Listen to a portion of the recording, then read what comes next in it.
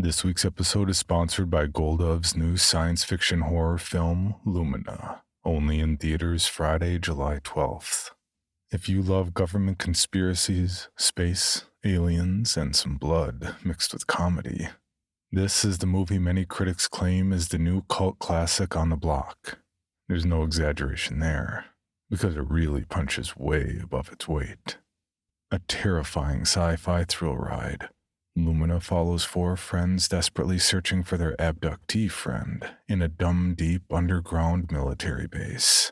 Whether they find their friend or not, what they find in the desert of the U.S. to the sands of the Sahara will change their lives forever. In his feature directing debut, Gino McCoy leads a cast that includes the legendary Eric Roberts, as well as up-and-coming talent Rupert Lazarus, Eleanor Williams, Andrea Tivadar, Sydney Nicole Rogers, Ken Lawson, and Emily Hill. Don't miss Lumina, only in theaters Friday, July 12th.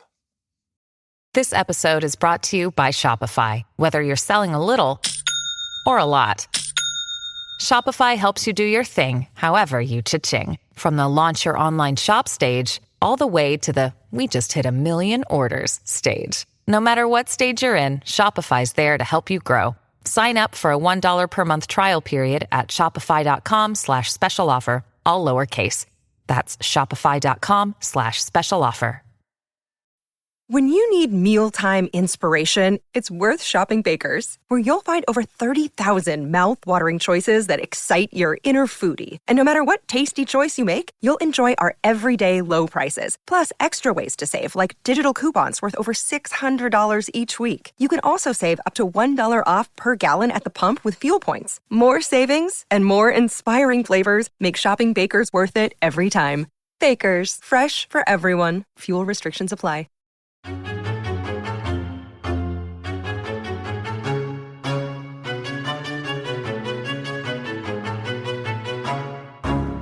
Slashers, huh? What's your favorite scary movie? Not that one.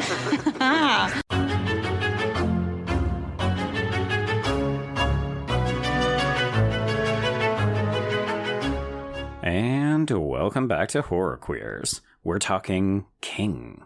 We're talking Mr. Kitty. And we're talking no fucking boys.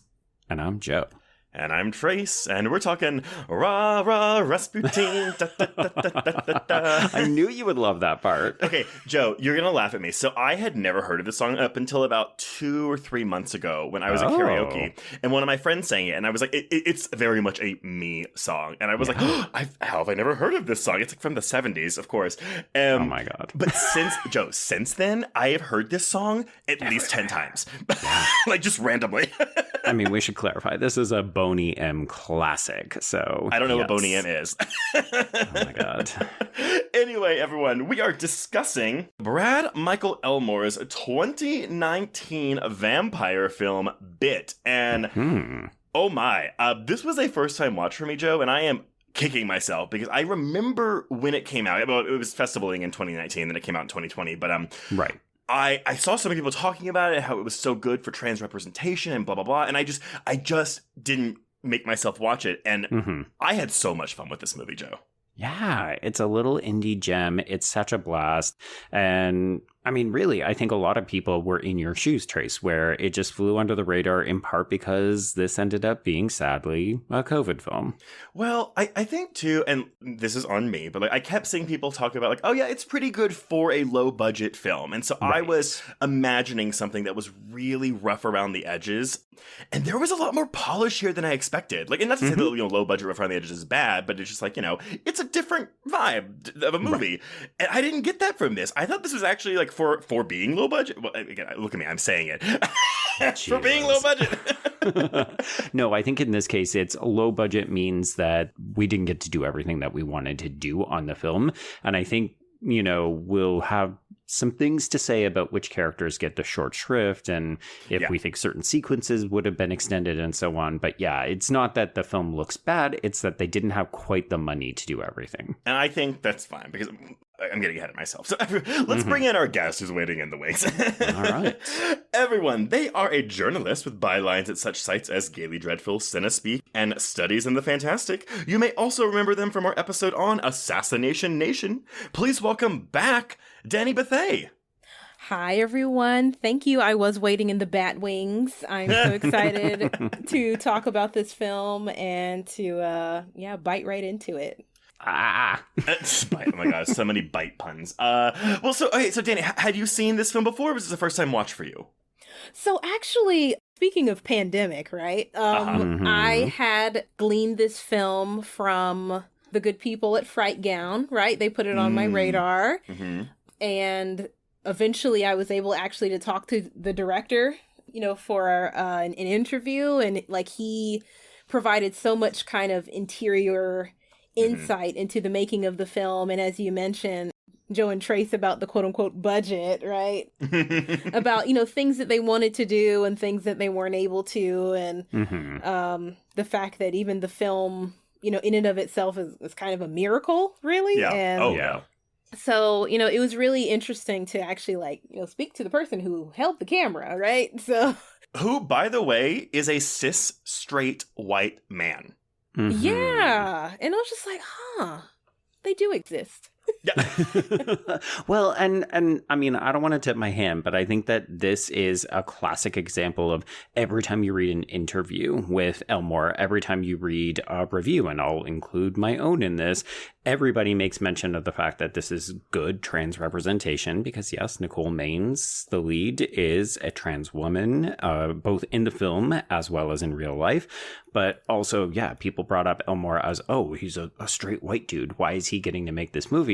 But this movie, if for no other reason, proves to me that you don't have to self-identify to make good media about other people. And we can talk about whether that means other people should have made this movie. That's another debate.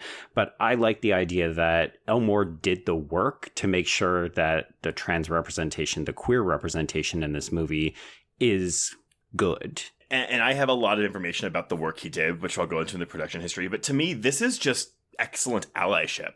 Yeah, exactly. Yeah, phenomenal. But I'm curious, Dani. So how does this film hold up then? Since this was a revisit for you. I even upon first watch, the dialogue in sections is kind of cheesy, but I mean, we're horror people. We like our cheese, right? Sure. But in that cheese, there was also a lot of just really kind of naturalness to the dialogue. Yeah. Like, the film is actually kind of comforting in that way, that it feels, I don't know, like we're taking a peek into maybe not documentary, but it kind of felt that way. Like, the camera sometimes didn't feel super intrusive, especially in the dialogue scenes, and just something about it was very comforting. Not when I say this isn't in a bad way, but it kind of gave me young CW, right? Yeah, actors kind of. Well, but which is funny because Nicole Maines after this would go on to be a dreamer, a trans superhero in Supergirl. But right. I don't take that as a critique either because I watched. We both liked CW. Yes, 100%. So I do agree. It's a particular aesthetic because the CW did not have a very big budget for their shows. Just that, yeah. But again, I find a certain charm in that. And in films, little indie films like this. And even channels like the CW, which is sadly the CW is non-existent. Gutted. Yeah. It's so important that we have these different entities where young actors can really just, hone their craft. Obviously soap operas are not the heyday that they used to be, but young actors used to be able to get their feet wet in all different kinds of roles and small parts and that kind of thing. And movies like this are really important for that. Right. Well, and I like what you mentioned about the dialogue because I will confess. So, Joe, the cold open, I was kind of oh no, this is really try hard. We're referencing Twilight, kind of stuff. And honestly, once the cold open finished, it was fine for me. A lot of this dialogue I felt it was very clever. And it's probably it's a combination of the writing and just the performances of the actors because we are doing a lot of kind of meta-ness, wink wink at the audience stuff. But I only found it obnoxious in that first scene. Yeah, I think you have to get on the film's wavelength, and it almost feels like that first scene was an early take as people were getting into their characters, maybe. But I mean, yeah, I will echo what you said, Dani. Some of this feels a little bit cheesy, but a lot of it feels surprisingly naturalistic. And I think that helps some of the clunkier bits or the parts where you wish that the film was able to do a bit more. It just helps it all to go down a little bit easier. Yeah, I agree. Yeah. Yeah, I mean, because Joe, you would prime me. You kind of mentioned like, hey, like just so you know, because like the director ran out of money at a certain point, and so there's a good pace to the first half of the movie, and at a certain point, like the pace kind of starts to lag. And I don't know if it was maybe because I was prepped for it, but I kept checking the runtime, and I was like, I don't know, I haven't felt the switch yet. So right, good, okay. So again, yeah, I did walk away giving this a 4 out of 5, but. Maybe it's just because I just really had so much fun watching this movie, which I wasn't. I was expecting something a bit more serious, to be honest. I clearly didn't read enough about this movie. Right. But okay, well, let me jump into the production. I will say there were a bunch of interviews with the director. I pulled most of it, though, from a Vulture piece. The unlikely story behind the year's best intersectional feminist vampire movie, written by Jordan Crucchiola. So, yes, it was written and directed by Brad Michael Elmore, again, a straight cis white man. This is his third feature, his first being the 2011 drama The Wolfman's Hammer and the 2018 horror film Boogeyman Pop. I have never heard of either one of these movies. And it's another case of a director saying, genre isn't actually my forte. It's just if you want to do something low budget, but also if you want to be gently guaranteed to recoup your budget, you dip your toes into this water. And that's exactly it. So when it came to his third feature, like he was like, okay, well, I'd done 2 movies that were very somber in tone, and I want to do something fun. But he also knew that it would be easier and faster to get financing for a genre film. So he started there, just saying, okay, cool, I know I'm going to do a genre film. What am I going to do? But he also wanted to, and these are his words, to Trojan horse some shit into the movie. Some actual shit. But yes, so drawing on his love for The Lost Boys and Jim and the Holograms, along with glam rock and David Bowie, he tried to merge them all together. But he wanted to gear it towards 13-year-old girls instead of 13-year-old boys, but still keep it as R-rated as anything else, which I was like, good for you, sir. Yeah, I mean, I appreciate it. Oh, Jim. Very, very outrageous. Well, and you can see it when you understand that's one of the frame of references he's working from, right? And even like the all-girl group, band that, was a part of kind of the set dressing, which I always love in horror movies. I always love that, how there's always some kind of, rock band or some kind of emo band or metal band or screamo band or something that helps kind of set the ambiance in a horror movie. I live for that stuff. Oh, yeah. And we should note the soundtrack of this movie is very catchy. Like, we've got a bunch of montages set to music. But yeah, you're right, Dani. The Death Valley girls, they strike a good chord. Now, next up. So Elmore wanted a trans lead played by a trans actress in the film. And this idea was born out of frustration because he said, he was tired of seeing things like, or if a movie was going to have a trans character, we'll make it the second or third lead or some tertiary character. They're not going to make Spider-Man trans. And this is also his words, because they're chicken shit. Fair. But, your slasher film could have a trans lead. So he mentions that, he knows people in life that are trans. One of the actors in his first 2 movies transitioned. So he was aware of the conversations being had. But, and I love this, he's also very firmly aware that he's taking on a sort of debt. As in, he's inhabiting a space that doesn't belong to him. And some would say he shouldn't inhabit at all. Right. But... and here's the kicker, he would not begrudge them that. He would not get mad if anyone was suspicious or angry or upset. He would 100% understand anyone raising an eyebrow to his involvement with this film.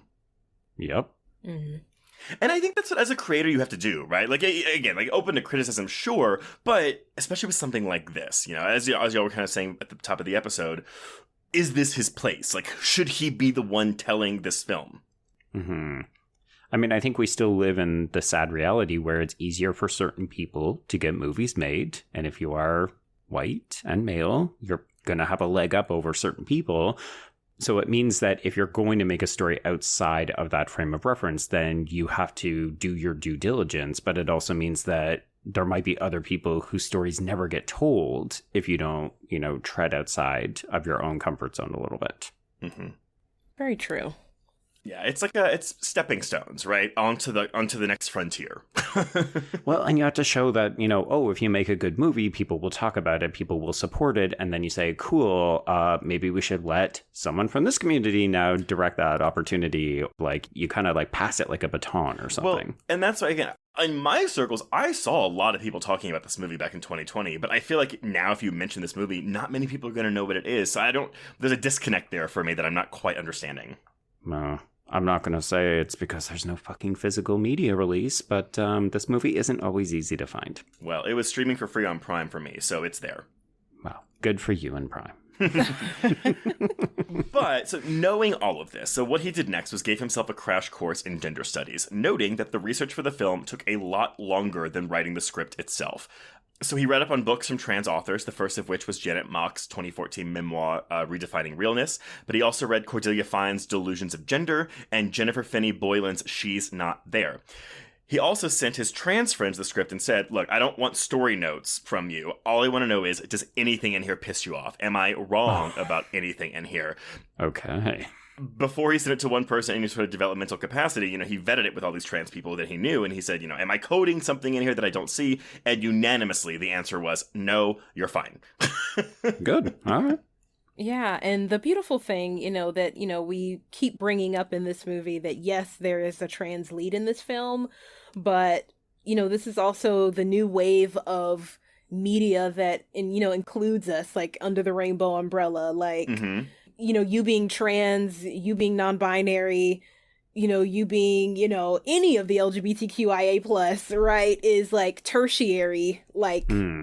You're still a character. You're still like a person. Exactly. First and foremost. Exactly. Like, we learn more about their interiority first. And like, for us, we're like way past that point. Like, oh, you're trans. That's, that's gone the way of the dodo for us, young people. It's interesting because one of the interviews that I saw with him, the interviewer even said, I confess, like, I didn't even catch that Laurel was trans on a first viewing of this film. And his response was, that's totally fine. Yep. Because the story doesn't ultimately depend on it, but it is richer if you catch the references. Mm-hmm. So another key component, is that, while Laurel is trans, Elmore didn't think he should tell a trans story. Again, that's him separating it. That's not my place to tell a trans story. But he didn't want to, again, in his words, chicken shit out and make her character completely neutral, noting that, her being trans has to at least affect the world around her in some way, because that's honest writing, or he thought as honest as he could get from where he stood. Okay. So with his protagonist, Laurel, he was very adamant about the fact that the role was only to be played by a trans actress. In the script, it was a no deal if it wasn't. But again, kudos to this guy, because the script also made note of the fact that he didn't care what level of transition the actor they got would be in, saying that producers can be horrible, so he didn't want to pin it on anyone's ideas of what should or should not be passing, what should or should not be considered trans. Right. Oh, that's beautiful. That's fantastic. Mm-hmm. Now, this brings us to Nicole Maines. So, again, she plays Laurel. This is her film acting debut, although she did have a guest spot on the TV show Royal Pains in 2015. I didn't know this about her, because I only knew her from Supergirl, so I didn't even know she was the lead in this movie when, this was going around. Oh, okay. But she was the anonymous plaintiff in the Maine Supreme Judicial Court case, Doe versus Regional School Unit 26, in which she argued that her school district should not deny her access to the female bathroom for being transgender. And of course, the court ruled in 2014, so she would have been, I think around 17 at the time, that barring transgender students from the school bathroom consistent with their gender identity is unlawful, which was, of course, the first such ruling by a state court. So, wow. Wow. Fucking trailblazer is what you're saying. Yes, an absolute trailblazer. So, she would go on to do Supergirl, which is great in that, but she also had a supporting role in season 2 of Yellow Jackets. She was in The Cult with Juliette Lewis. Oh, right. Yeah, okay. Just unless she kept stabbing. My God, Trace. Anyway. Spoilers for Yellow Jacket Season 2. Maines was also the subject of the 2015 book Becoming Nicole, The Transformation of an American Family by Washington Post writer Amy Ellis Nutt. And this book tells the story of her family coming to terms with her gender identity. And so this is actually what put her on Elmore's radar, because he read this book during his research while writing the screenplay. Yeah, because this movie had a very, very fast, green light, we've got financing to you need to make the movie. In actually, Dani, your interview with Elmore that we did for Frightgown, I think he said that there was about a 1 month turnaround. So he didn't have time to do a blind casting call. He basically could only look at, okay, who has transgender actors on their rosters in terms of the casting agencies. And he saw Nicole and was like, oh, she looks age appropriate for a teen character. And also, yeah, she's got the goods. She's got the prior acting and everything. So it was lock it in. Yeah. Ding, ding, ding. I love how you brought up age appropriate. And I love that. Because she looks young in this movie. Mm-hmm. Yeah, very, very young. Everyone really. Which she was born in 97. So when they were filming this, she was probably 21, maybe 22 at the time. Yeah, which is, in the pantheons of YA, still very age appropriate. A couple years within range is pretty good because we are still, Andrea Zuckermaning it most of the time. Y'all, okay, I'm going to be honest with y'all. When it comes, 30-year-olds playing 17-year-olds, that I kind of get. But honestly, I have a hard time differentiating between 17, 18-year-olds and 24, 25-year-olds sometimes. Me sure. Me too. Mm-hmm. The most egregious example for me is Stockard Channing in Grease, when it's she's 35 playing 18. Yeah, it's impressive. Us millennials, I'm sure you all saw this. This is a slight detour, but speaking of vampires and living forever, people are what is what's the millennial secret? Why do you all look so young? And we thought you were what's under us, Gen Z, or we thought you were, you know what I mean? Yeah. But what is your secret? Human blood. No, because I'm 35, so I'm starting to get my family's bad physical hereditary traits as of age. Oh my God, Trace. No, dude, the dark circles under my eyes. I need someone send me a concealer for dark circles under the eyes because it's bad. Anyway. Actually, you know what? I will take that recommendation. Yeah, if somebody has a really good fix for the purple eyes, please pass them to Trace and I, because we both look like we are hanging out with raccoons. It's really bad.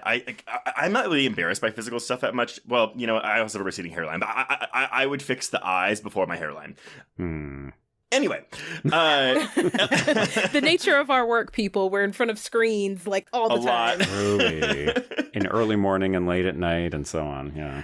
So the only big change from the script version of Laurel to the screen version of Laurel is that Elmore actually wrote her with Daria Morgendorffer in mind. So he wanted her to be, again, Daria. But he says, Maines has too big of a personality to truly be Daria. So she brought this character made her a bit more lively, let's say, than the monotone Daria.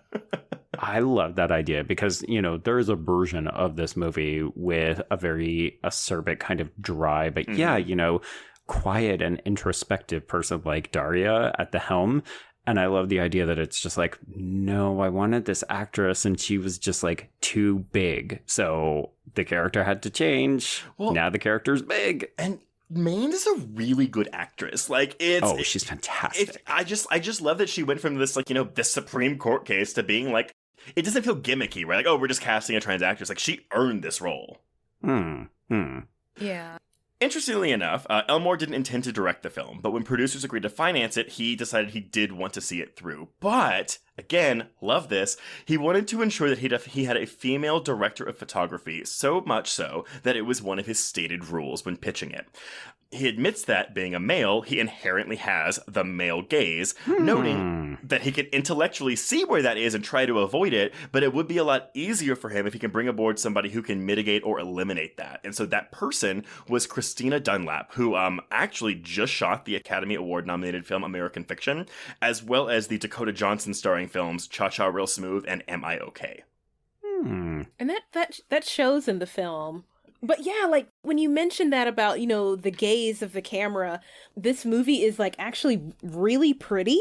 All of the actresses just look, gorgeous. Stunning. Yes, stunning. No one, everyone just looks like pristine, crisp California, perfect. Like, it really came out to me in the sex scene or like the makeout scene with Izzy and Laurel. Mm-hmm. It doesn't feel exploitative. It actually, to me, feels really romantic.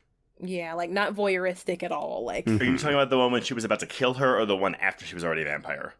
The one where she was about to kill her. Okay, well, see, I didn't get that from that because I was like, well, she's about to kill her. So. Well, it's like make out with me and then I'm going to murder you. Yeah. But some people would say that's romantic. But yeah, so this is still a low-budget film. I saw somewhere that the budget was listed as $1.5 million, but it was a non-reputable blog, so I can't vouch for its accuracy. I couldn't find any other thing about its budget, but...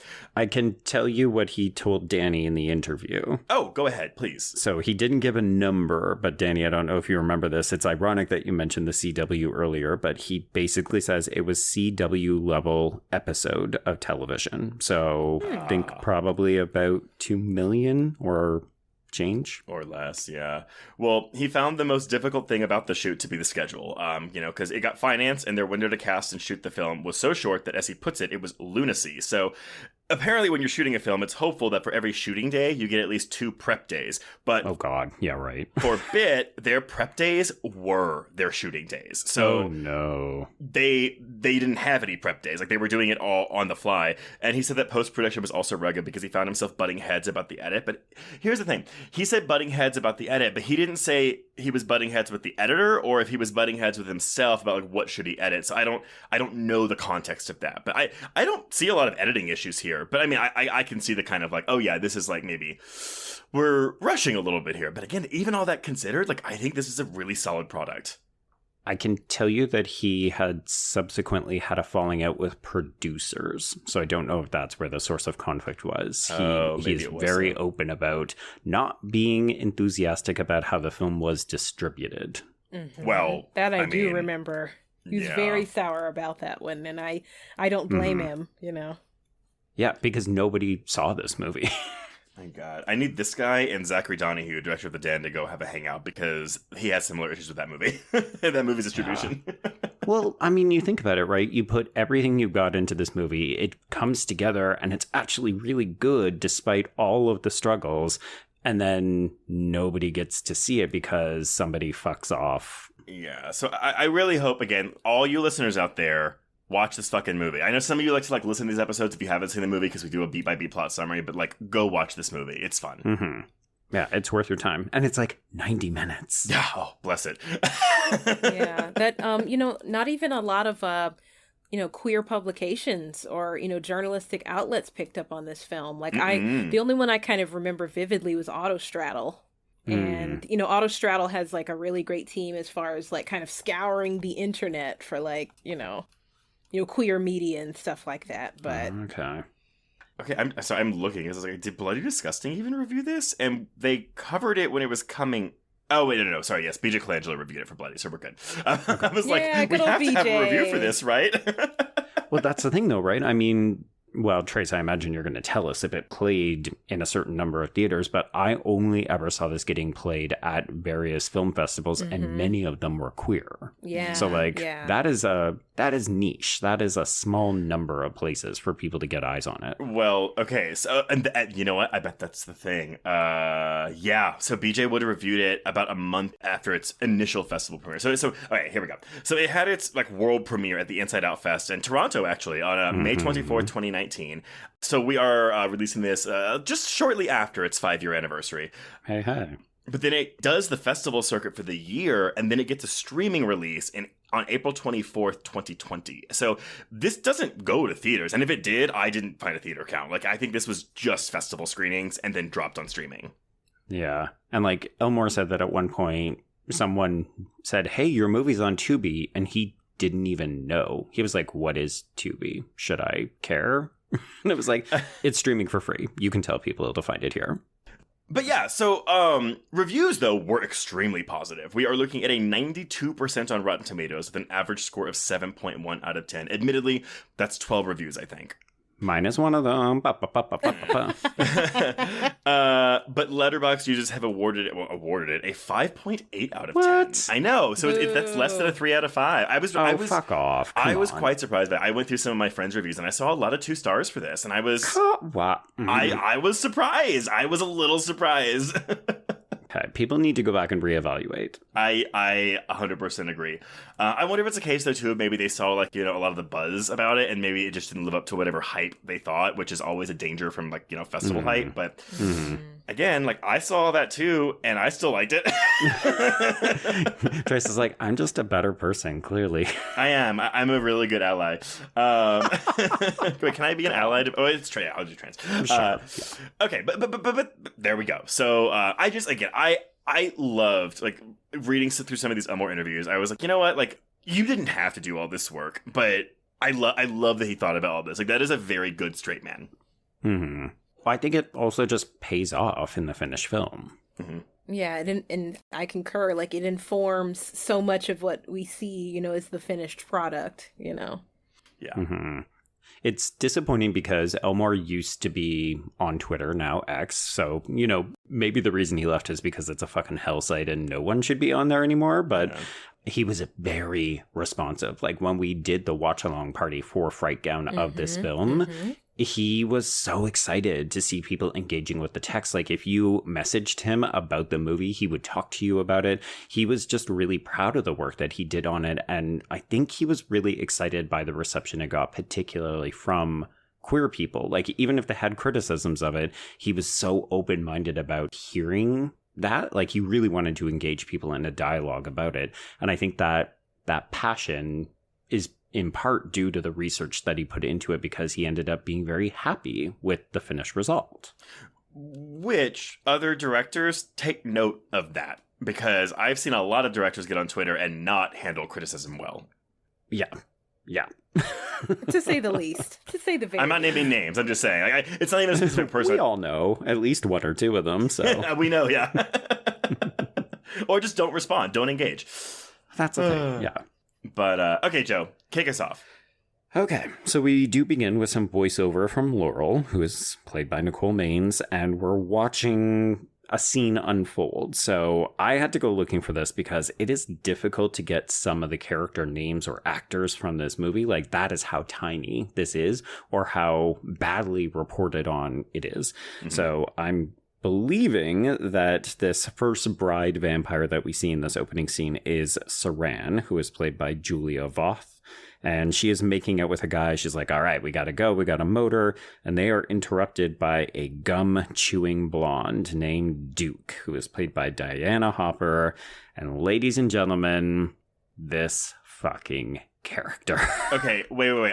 I'm sorry. I just want to say one thing, because the voiceover, I think, was my first problem with this movie. It's not great, and it's not necessary. It's not. And what she says is, you know how those teen vampire movies that feel like horny soap opera fever dreams of a sentient 8th grade diary? Here's how this one ended.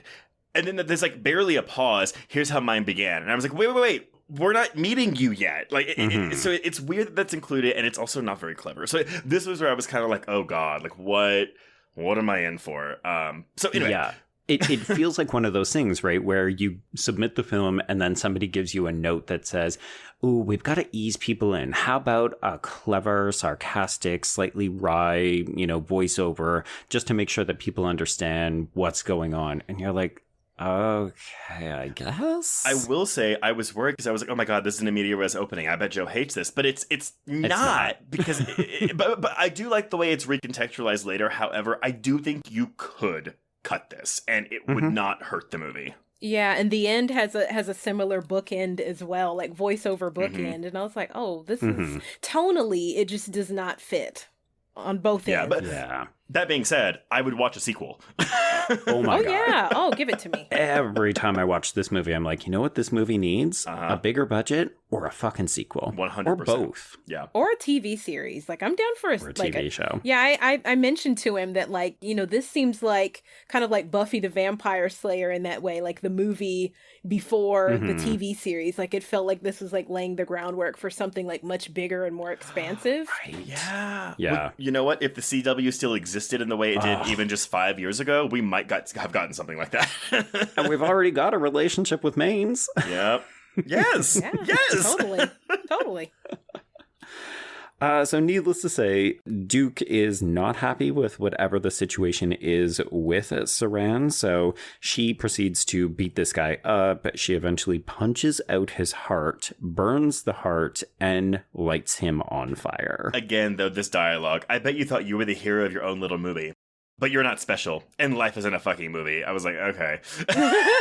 This was fine for me. I didn't mind this because we needed to get that punk rock aesthetic from Duke. You know, the styling for this character, to me, is kind of everything. It's the white leather jacket, the white boots, the pony hawk sort of hair. But then, you know, I think Hopper's performance is really, really good. We needed to have this kind of... I mean, honestly, if you know that this is channeling Lost Boys, this is Kiefer Sutherland realness, right? Or if you want to go The Craft, it's Nancy from The Craft. Yeah.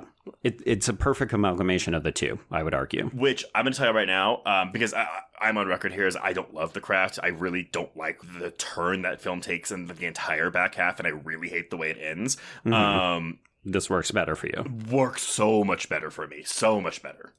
I'm curious, Danny, do you see any of The Craft in this? Because I think that was the sort of benchmark that I gave Trace, where I said, it's kind of like The Craft, but not quite. Yeah, it is very crafty. Like, you can actually, you know, it's so interesting, you know, that we have our films that were like the first of blah. Like, you know, The Craft is like the grandmother to so many films that came after.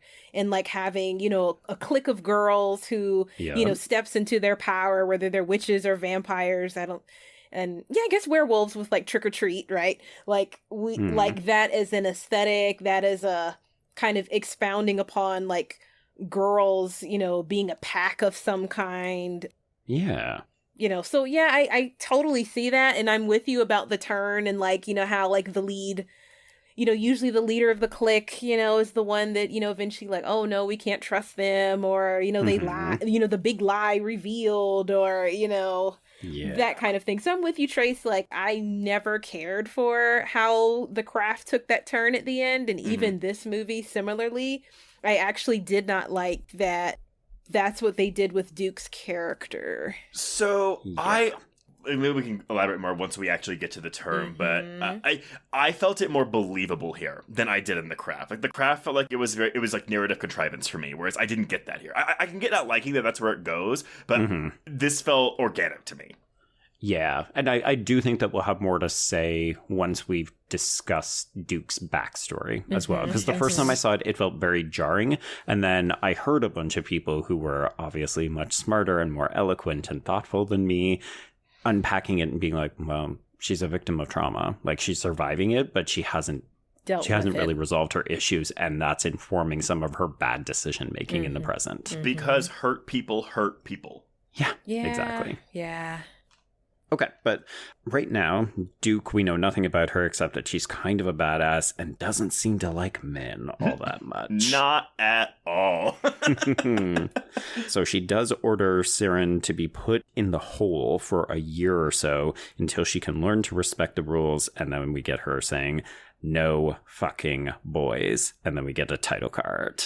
When I actually like tee-heed and giggled so hard upon a second watch. I don't know why it came in my head, but it was like, it was giving me like shoes. Shoes. Oh my god, shoes. Let's get some shoes. Let's get some shoes. Let's get some shoes. Let's get some shoes. Do you all remember that YouTube video? Oh, shoes. Yes, where she was like, stupid boy. Let's get some shoes. Yeah, stupid boys. Yes, it's big diva energy with just an appropriate amount of camp. Yeah, it's very wink, wink, you know. Yeah. So we transition from the graduating class of Central Oregon High to Laurel and her best friend Andy, who is played by Matt Pierce, and they are at a graduation house party, more or less mocking the small town idiots that they have had to deal with for the last few years. Now, this character is underserved severely by the end of this movie. Yes. I do wish we had more of him. Mm-hmm. Or some kind of resolution there, but... Yeah. And I think that to me is one of those, okay, we just either didn't have the budget, the shooting days, the actor availability. Like, this is a low budget casualty to me, is this character, Andy. Yeah. Mm-hmm. Like, I feel like in another version of this movie, or even other queer media that we've seen, or even other horror movie media, like the best friend that you have is like going to be the one that, like, you know, you call or you text, they know something's up and here they come like to the rescue. Like, I kind of expected like, oh, he's going to come and Andy he's shows help. up in LA. Yeah. He talks about coming to visit her and she says no, but the call cuts out and then he shows up and he either gets murdered or turned or something. And none of that happens. We just don't see Andy at a certain point on. Well, because isn't the last we hear of him is that he made a suicide attempt, and that's it. Yeah, we know that he survives, but that's it. Like, she never goes to see him. He never appears on screen again. Yeah. So much of this movie is very thoughtful that I can't imagine that Elmore looked at this and thought, oh, well, that's enough for that character. It's not his story. I don't need anything more. It's like, no, if nothing else, it should be like that dude shows up in the final reel to say, like, hey, I'm fine. Don't worry about me. Yeah, like that was definitely something that was left hanging, and usually, you know, obviously with more time, right, most movies or most television shows don't leave those kind of things, you know, dangling, especially like when it comes to like queer family like that. Like, yeah. And I actually love that little tidbit because like we all have people that was like our circle of people that, like, you know, our check, you know, we did our check. We did our check-ins and like, how are you? And like, I'm coming to see you. What do you need? Like, right. Yeah, because the big sort of central tenet of their relationship is that these two got each other through high school, right? And she's about to leave, and he is worried that she's going to move to the big city and forget all about him. So we're tailgating, and he more or less makes her promise, I'm not going to forget about you. I'm still going to reach out. We're still going to talk all the time. And before we move on to, you know, her parents sending her off and all that stuff, I do want to clock that there is a guy who comes up at the party and compliments Laurel, or I think he thinks he's complimenting her by saying that he really respects her. And, you know, let's go back to that critic who says, oh, you know, I didn't really know that Laurel was trans. And I think for a lot of queer people, this is going to be that first little asterisk red flag where you say, what's that about? What's going on here? It's the patronizing equivalent of like, that's really brave. Yeah, exactly that. All right, so the next morning, Laurel's parents bid her goodbye. They warn her to stay safe. Again, we talk about the hard year that she's had and how proud of her they are. So you're like, okay, we're getting a little bit of background that it hasn't been easy to be Laurel and that she is making something of an escape. Yes. But again, it's these kind of key words and phrases where you're like, I think if you're queer, you'll pick up on it quickly. Yes. Yeah. So we get this fantastic driving montage. She's eating a giant cheeseburger. She's driving around the highways. And then, of course, we know that we're going to LA because she runs into gridlock. The infamous gridlock. Yeah, I feel like if any of us were from Los Angeles, we'd be like, oh, we know which highway she's on or which freeway she's on, and you should have never taken that. And we'd be doing a Californian skit for a little bit. Yeah. So she eventually arrives and she is crashing with her older brother, Mark, played by James Paxton. And I will tell you, I go up and down on this guy throughout the whole film each time I do a rewatch. Like, he's the character I have the most kind of emotions of. Do I like him? Is he saying the truth, but he's being an asshole? Do I like the fact that he's the person who gets her in so much trouble? Like, this character is so emotional in terms of my viewing experience. Okay, Danny, I want to hear your thoughts on this, but for me, I really like this character, and the moment he has later where he's honest with her. I mean, I can see how someone would be like, "Oh, he's such an asshole," but I was like, but I also I really like this character, and I find him likable. Like, Does he have moments that are frustrating? Yes, but again, the film gives you enough backstory to be like, but you understand where he's coming from, which to me waves any issues I have away. And without the, the knowing or the context that Laurel is trans, right? Upon a rewatch, like, it kind of gave me just like a, because I have watched Nope, like, religiously, right? Like, very infrequently do we, one, get, I guess, sibling horror movies where both of them live, and then also, like, sibling horror movies where they're brother and sister. But, obviously now we have a different dynamic where there's a brother and sister, but the sister is trans, right? So... Yeah. Right. And, seeing how very, throughout the film, incredibly protective, like, call me, where are you? Like, I want to make sure you get home. Like, where were you? I mean, like, that kind of worry and tenderness was actually, like, really beautiful to see that, like, he did not play about his sister, like, at all. Like, it was actually, yeah.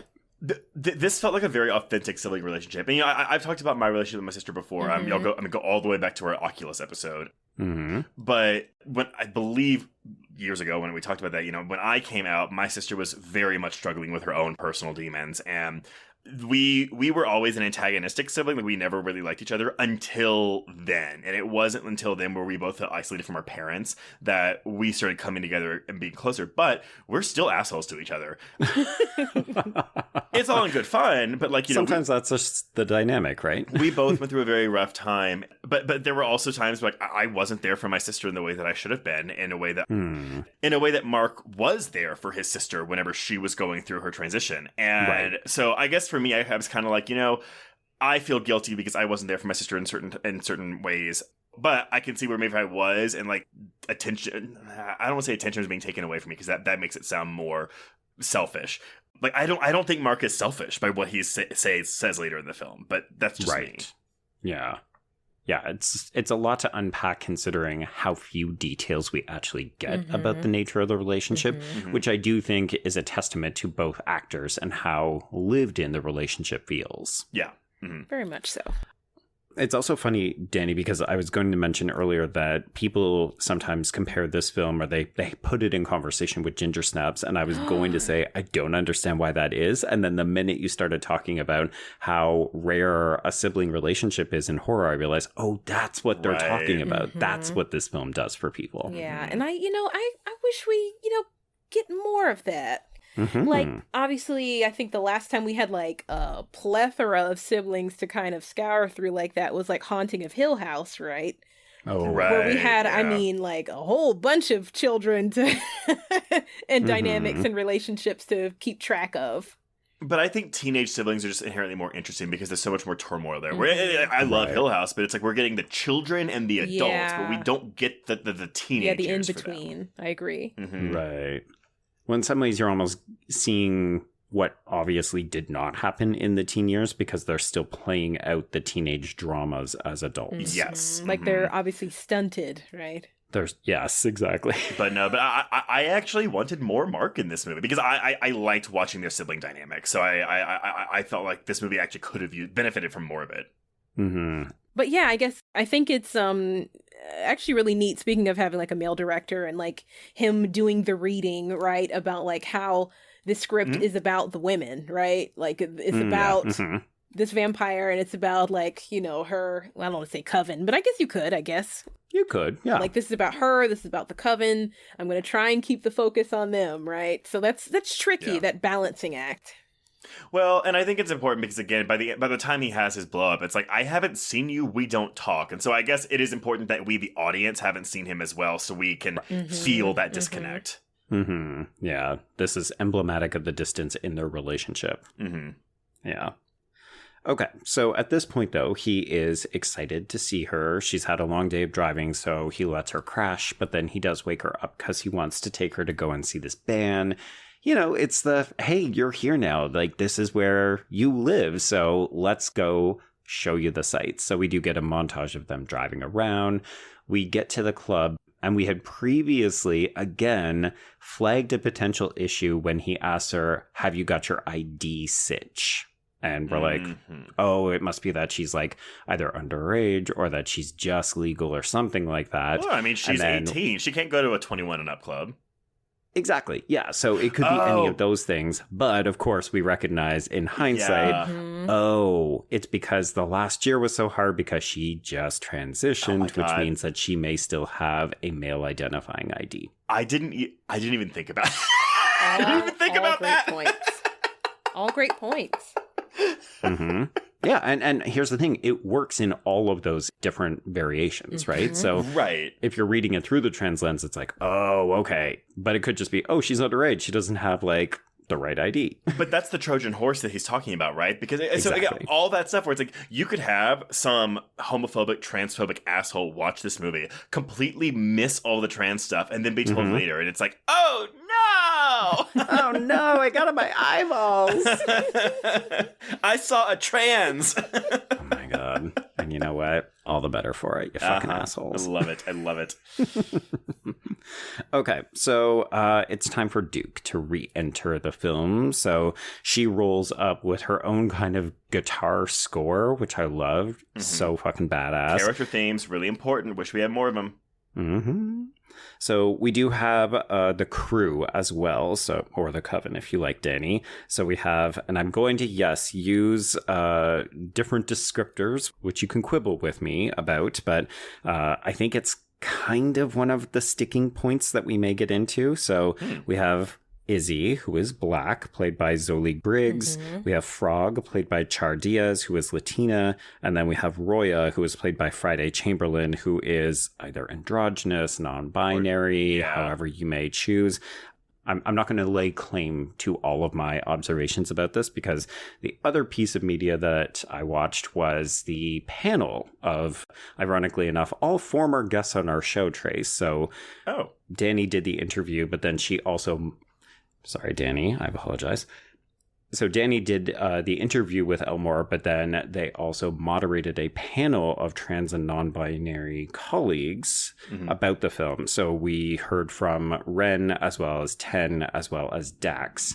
And one of the things that Ren confirmed with Elmore was that this character of Roya is actually non-binary, but it's never spoken of, never confirmed within the film. That's such an interesting... Because I was thinking about that while I was watching this, when I was watching these characters too. And even with Nicole Maines, where it's like, we don't say the word trans ever in this movie. Right. Well, again, like, if you have a trans or non-binary actor, but is the character trans or non-binary? Or vice versa, And Joe, you were totally okay. Like, my pronouns are, I'm fluid with pronouns. So she, they, them, I try to let everybody know that is A-okay. So I am completely fine with she, they, them. So. Okay.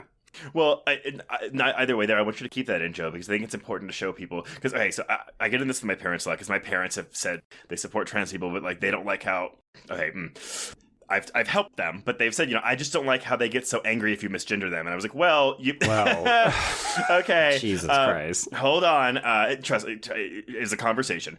But I think it's important for people to say, like, if you do misgender someone, like, you just... correct yourself. It doesn't have to be necessarily a big thing on you, the misgendering person, Yeah, and to be honest, I sometimes, this is selfishly for my own reasons, I actually wish that we didn't insist on gendering everything. Like, if we could just do a non-binary, be like, just refer to everybody as they, them, it would be way fucking easier, as then we wouldn't be correcting ourselves. Oh, yes. I mean, I think it all stems from people not wanting to be publicly embarrassed, and I think in the situations they are.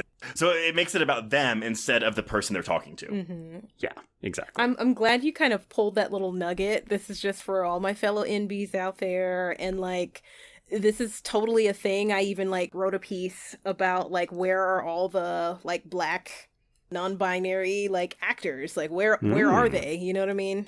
Yeah. That... the screen roles are, like, very limited. And I wrote a whole piece about that if you all want to try and Google it. But, like, in bringing up the little tidbit about Friday Chamberlain, Roya's character, it really gives me, and other NBs will know what I'm talking about, slim, skinny, short, cropped. like hair. It's a like certain it seems archetype, right? Yeah, it's like a non. I hate to say this, but like the NBs will know what I'm talking about. The non-binary person's uniform, like. Oh, okay. So like immediately when I saw them, I thought of like Asia Kate Dillon from like John Wick 3. Oh, yes.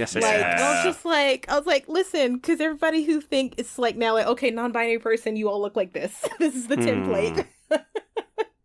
It's so weird, right? Like, and I don't want to come down hard on this film because I literally don't know if this was Elmore's deliberate decision to say, oh, Duke has collected a group of archetypes to surround herself with, or if it was, I want to do blind casting in terms of let's get a variety of people because that's what the real fucking world looks like. But it's a bit of a problem for me in this film, and I really felt it when I was rewatching the Frightgown panel because everybody brought it up that it's like, oh, Duke is kind of a gaslighting white feminist, and then we don't get much from these supporting characters. Like, I really leave this film. It's my big complaint about the film.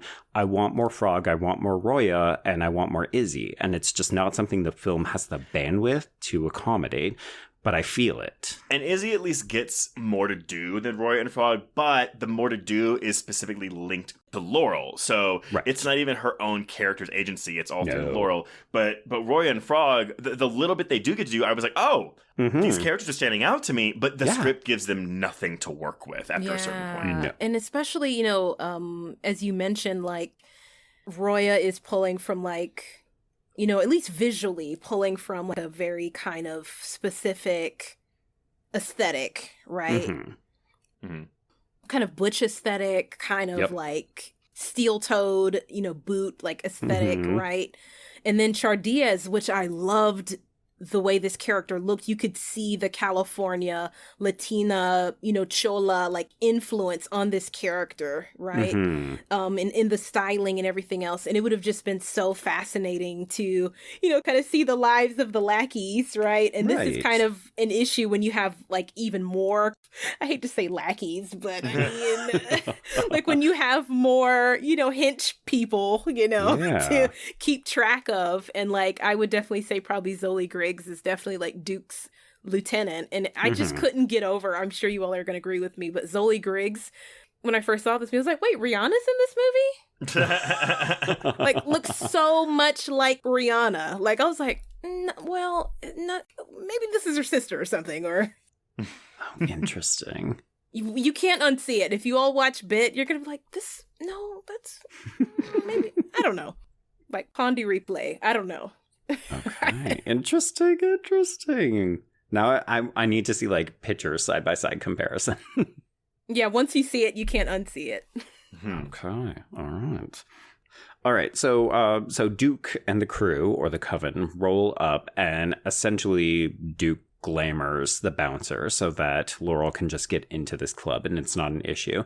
And henceforth begins. It's interesting, right? I remember the first time I watched this movie, I couldn't figure out if we were trying to set up Laurel and Duke as either, ooh, I'm perplexed by this other person, or is it, I'm perplexed and I kind of want to fuck this other person? B. Yeah, B. It is B, but we never go there, right? Like, because Izzy is on the scene, and in some ways, as you said, Danny, Izzy is kind of the hench person of Duke. So Izzy ends up doing the dirty work of recruiting Laurel to come to this after-hours party, and she's the one who makes the bite that will turn Laurel into a vampire and so on, but it all feels like this is at Duke's behest. Well... but it kind of is at Duke's behest, as we will learn at the end of the movie. Yeah. That not quite twist really reframes a lot of the interactions that we have. But again, it's kind of the thing where I'm like, how much really is she glamoring them? Like we don't, because it seems like it's very slight, but it's glamoring nonetheless. But it doesn't, like, she's not like I don't know. We'll talk about it later. Right. Yeah.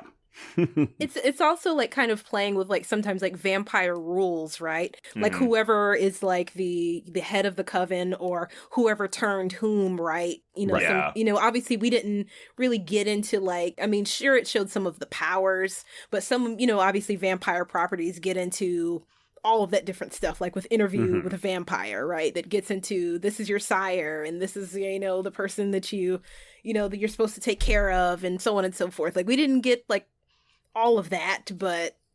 No, like we get it, a little taste of it in that opening scene where Siren is telling the boyfriend, you know, no garlic, no crosses and that kind of stuff.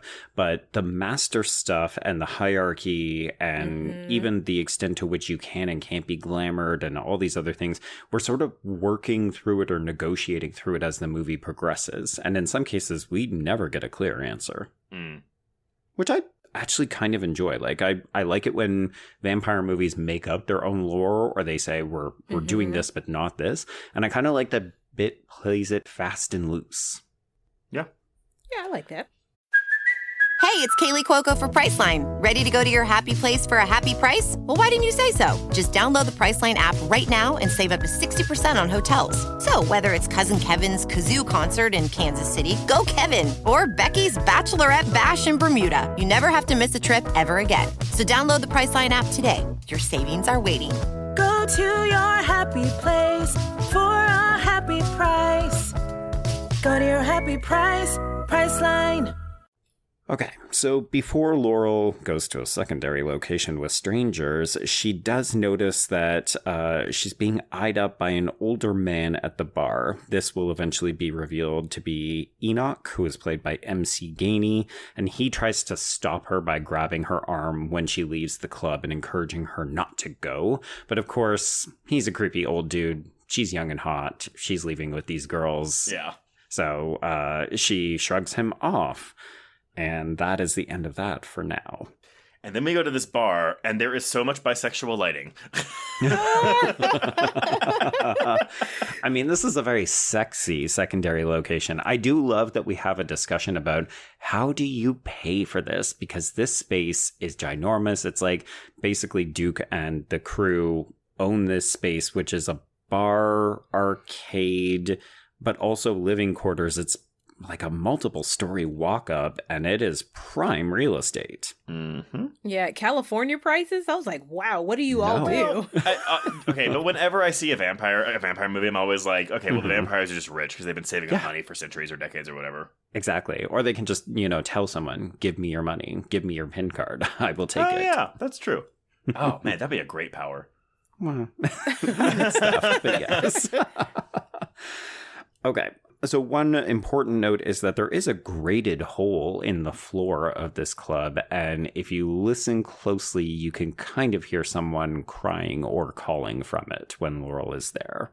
Yeah, and the fact she could hear that over all that noise, I'm like... Okay, that's just a big pet peeve of mine in movies in general. When we're at a fucking club or something, and we're just talking normal, and I'm like, no, you are screaming at that person. Yeah, you're like, you're breathless, voiceless, like, at 2 a.m. the next day, like, trust. I think it would have worked better if she heard that after she had turned, because then you can just blame that on, like, vampire superheroing or something. Oh, right. Yeah. Because it doesn't pay off until later. No. So it's not like we need to plant this seed now. Well, and that's another reason why I'm kind of like, oh, you don't need the cold open, because this could have been a cool, like, mystery or something. Oh, okay. I almost feel like the cold open is meant to be forgotten. That's why we see it get replayed later. You see a guy get his heart ripped out of his chest and burnt up. Okay, so Duke ends up flirting with a pair of what I call pool bros. So this is Todd, played by Zach Crosby, as well as his friend Jimmy, who is played by Riley Littman. And you know that these are Class A douchebags because Todd is willing to whip out his dick in public to impress Duke. Oh my god, and the way he's like, come on, you're impressed by this. I'm like, ugh. I have never done it to someone. Yeah, gag. Yeah, this movie, which actually is really comforting about it, like I mentioned, just like how, I don't know, kind of natural or kind of, I don't know, it just felt very California, and like people will know what I mean by that. Like it shows like the two sides of California. Like, like a little seedy. Yeah, a little seedy. Like you have like your rich, obviously your rich white like tech people, and then you have like everybody else who's like, you're not always queer, but also like, okay, are you queer or are you just from California? I'm so interested to see the feedback we're going to get from LA specific people on this episode. Like, you either called us out or how dare you? They'll know what I'm talking about. I was going to say, go after Daddy. Daddy's the one saying all of it. Okay, so as Duke is doing this with these guys and sort of leading them upstairs, we do have this moment on the roof where Laurel is quizzing Izzy about how they can afford this. We learn that Laurel is a little aimless. She doesn't really know what she wants to do, but she does say she wants to help people. And you can almost see Izzy hesitating. Like, we all know that this is a dangerous situation and that Laurel is probably going to get bitten and or killed, but Izzy does seem to have a genuine connection with her and almost seems to hesitate, but then still goes for the bite. Bum, bum, bum. You know, this is the hard part about dating a vampire, right? You don't know if they want you or do they want you for something else. Well, I do like that bit of Laurel we'll get later where it's like, oh, people you're attracted to taste better. Oh, I did like that. Mm-hmm. Which hypothetically means that you're a little harder to resist. So yes, this does feel, I would say, romantic to start, although there's the undercurrent of danger. And then when Izzy bites her, you're just like, oh, it's a combination of the two. I would just like to elaborate on that. Like, I feel like every vampire movie that comes out tries to subvert the lore in some shape, way, or form, or redo the myth. And I'm always just kind of like, okay, what are we doing? I actually really liked a lot of what this movie did with the vampire lore. I thought this was great. Okay, yeah. So Duke eventually kills these pool bros because they're not characters, and who could care? They're shitty men. One of them's a rapist, and so she's rape revenging this girl for her. Yes, that is true. Because we will see later on that Duke at one point says that they're non-discriminatory in who they kill, but they do seem to go after men, and particularly shitty men. But this can range from douchey art guy who just has a very warped perspective on what feminism is, down to this guy who is, yes, a rapist. Well, it's 80-20 for 80% bad guys and 20% innocent people. Yeah. I do want to shout out the great match on between the two cigarettes. So we see Duke saying, I'm going to let you live until I finish smoking this cigarette. And then she basically huffs it in one long puff. But then we cut directly from her finishing that to Laurel smoking up on the roof. And I thought that was great. I also love her delivery of, Jimmy is dead as fuck, yo. Yeah. And something about that to me, speaking of like also kind of having even like a sexual energy to it, that like she just like had like a really delicious meal, she's smoking a cigarette, she just had this really beautiful romantic experience, she's smoking a cigarette, right? So I did that. I love little stuff like that. Now that was some great filmmaking. That was really good. Yeah. I also, there's something to the visual. Like, again, I love watching people smoke in movies just because you don't get to see that anymore. There's something just very sexy about smoking. Kids don't smoke. But yeah, don't vape either. I do love the visual that she always, whenever she's smoking, she always has a blood-covered mouth. Yes. I thought that's really cool. Which is, I think it's part of that punk rock, hardcore aesthetic that Duke has. But then it's also, like, there's this meme going around Twitter right now that's like, I've never seen a sexy person covered in blood. And then everybody posts their favorite horror image. And I think that this is a good candidate because, Duke looks incredibly sexy with a mouthful of blood, just smoking on a cigarette. Actually, yeah. I mean, think of like the ending of Ready or Not. She's Samara Weaving's covered in blood, and she ends that movie smoking a cigarette. Yeah. Same with Abigail. Oh yeah.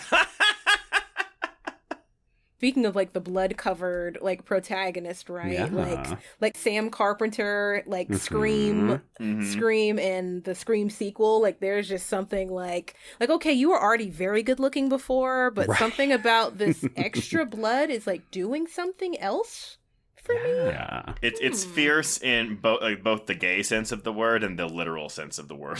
Yeah, they know how to, and I think it's something because obviously like real blood is not colored like that. No. So movie blood just has this oomph, this like je ne sais quoi. It's too red. Why do they do it? Yeah. No, I mean, hot people covered in blood. It's a horror movie classic. Yeah, Blade, right? Blade. Oh my God. I haven't even seen that one when people are doing the meme. Come on, folks. Yeah, and speaking of Blade, I can't recall if we've talked about the scene yet, but obviously, Laurel is thrown from the roof, right? Yes. Yeah. After she's been bitten. It made me ping Blade, like when Dr. Karen Johnson played by N'Bushe Wright, right? When she was turned by the vampire, Blade rescued her and like threw her, like across off of the roof building, so they, so they could get away. Well, and that's where we are. So like Laurel gets bit, and Duke is like, "Nope, don't kill her. I like this one." Yeah. But it is kind of amusing about how disposable they find people that she chucks Laurel and she ends up in a garbage dump. Ugh. Oh, I know. And she sleeps there, or passes out, I guess. Wow, yeah. Yeah, because that's one of the fun things about the vampire lore in this movie is that sunlight is not really an issue. Like, it'll make you a little bit weaker, but you're not going to burn up. You're not going to go sparkly. Sparkly, oh my god. All right, so Laurel wakes up in the morning and she goes home, and Mark is very concerned because she just disappeared from that club when he was talking to a bunch of women, so he hasn't heard from her, and she has the worst, most fabricated, least convincing lie that she just, fell down. And that's why she hasn't come home yet. Which, that's red flag. That's what people that are getting abused say. Oh god, yeah. Yeah, that was a bit of clunky dialogue, for sure. It seemed like they couldn't, I don't know, come up with something, or even maybe that was a bit of improv or something like that. I don't know what really happened there. Yeah, first of all, you would reek to high heaven. You were in that dump all night into the next day. I just took it as, she's a teenager, she's bad at lying because she hasn't probably done much of this. I got the impression she and Andy didn't get into much trouble back in Oregon, so. But yeah, anyway, Mark is not buying this, but it's fine. He lets her sleep the entire weekend. She wakes up on Sunday evening, tries to eat something, and miraculously, it doesn't stay down all that well. Yeah, she just vomits that shit up. Yeah. So she has a bit of a nightmare where once again we're noticing somebody sobbing in this grate. We're seeing a bloody Duke looking at her. And then she wakes up because the V Squad have shown up in the middle of the night.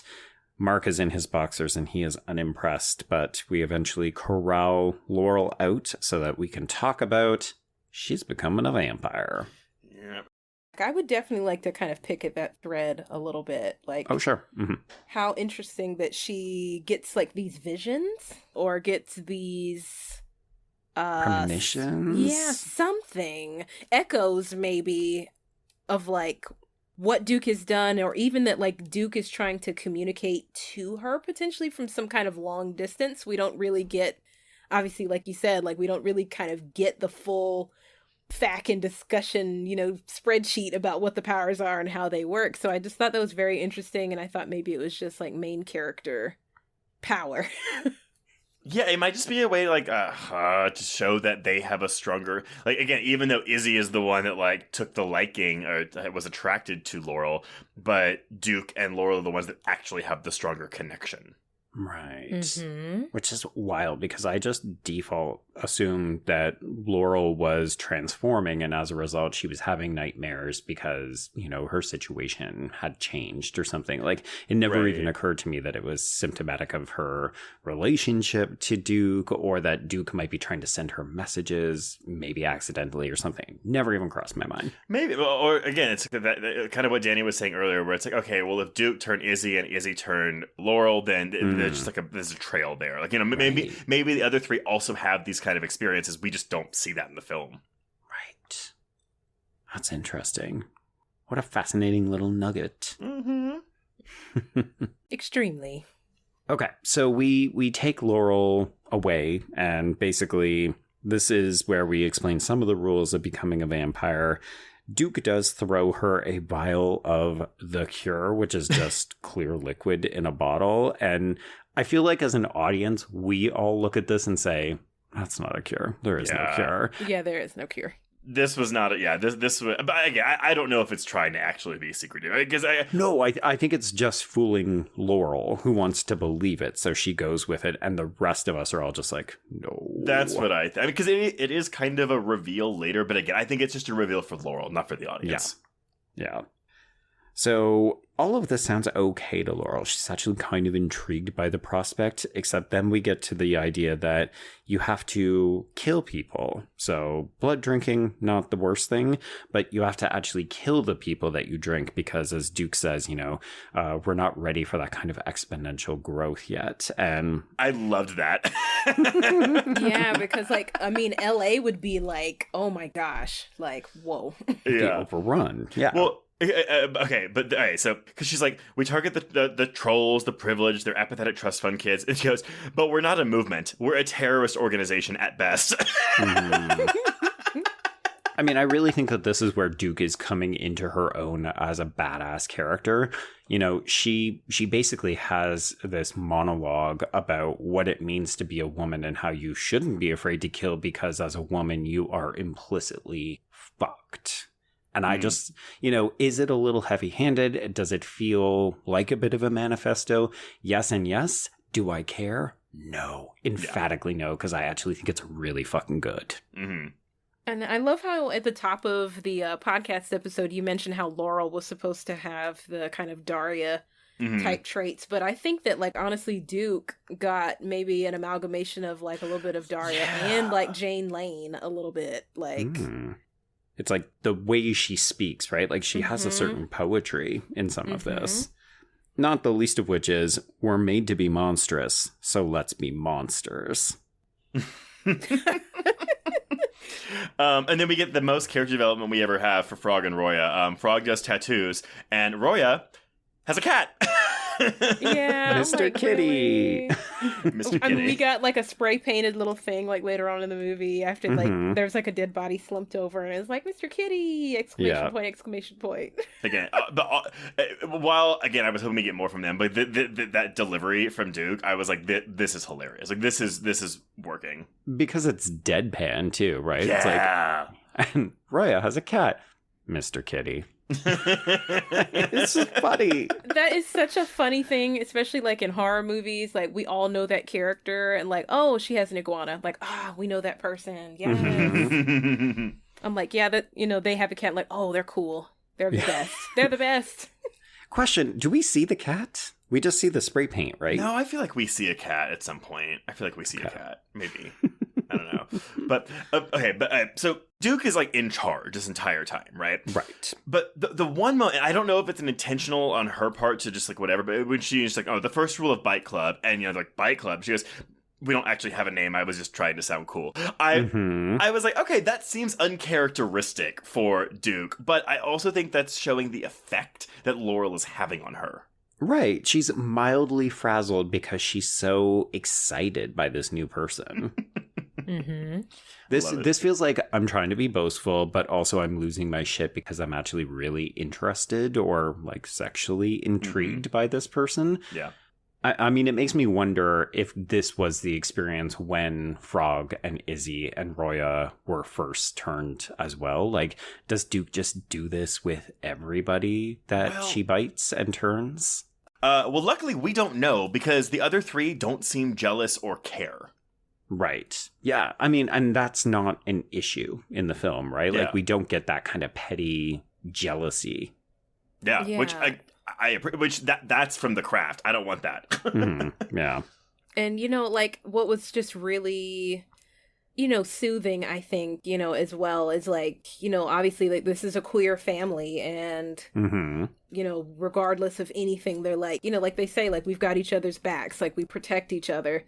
I don't know if we necessarily sleep together, but we've got each other's backs is the point, right? Yeah. Yeah, I think you can read it whichever way you want. Have all of these people fucked? Maybe. We don't know, but I think the reading is there if you want to make it. Mm-hmm. So there are rules that you must abide by. So, first one, you should never glamour another vampire. And of course, that's there because it will need to be broken later. 2, you have to kill what you eat. This will be a persistent problem. And then 3, you can never, ever turn a man because, of course, they can't handle the power. And the most, I think, obvious nod that Laurel is trans for the people who have not picked up on it is when she says, "What about me?" And Duke just immediately responds with, it never crossed my mind. Yes. It's just perfect. It's exactly what this movie needs. Biggest signifier, and yes, 100%. That was fantastic. Okay, so we put it to a vote. Everybody says yes, so Laurel will get to join the Bite Club.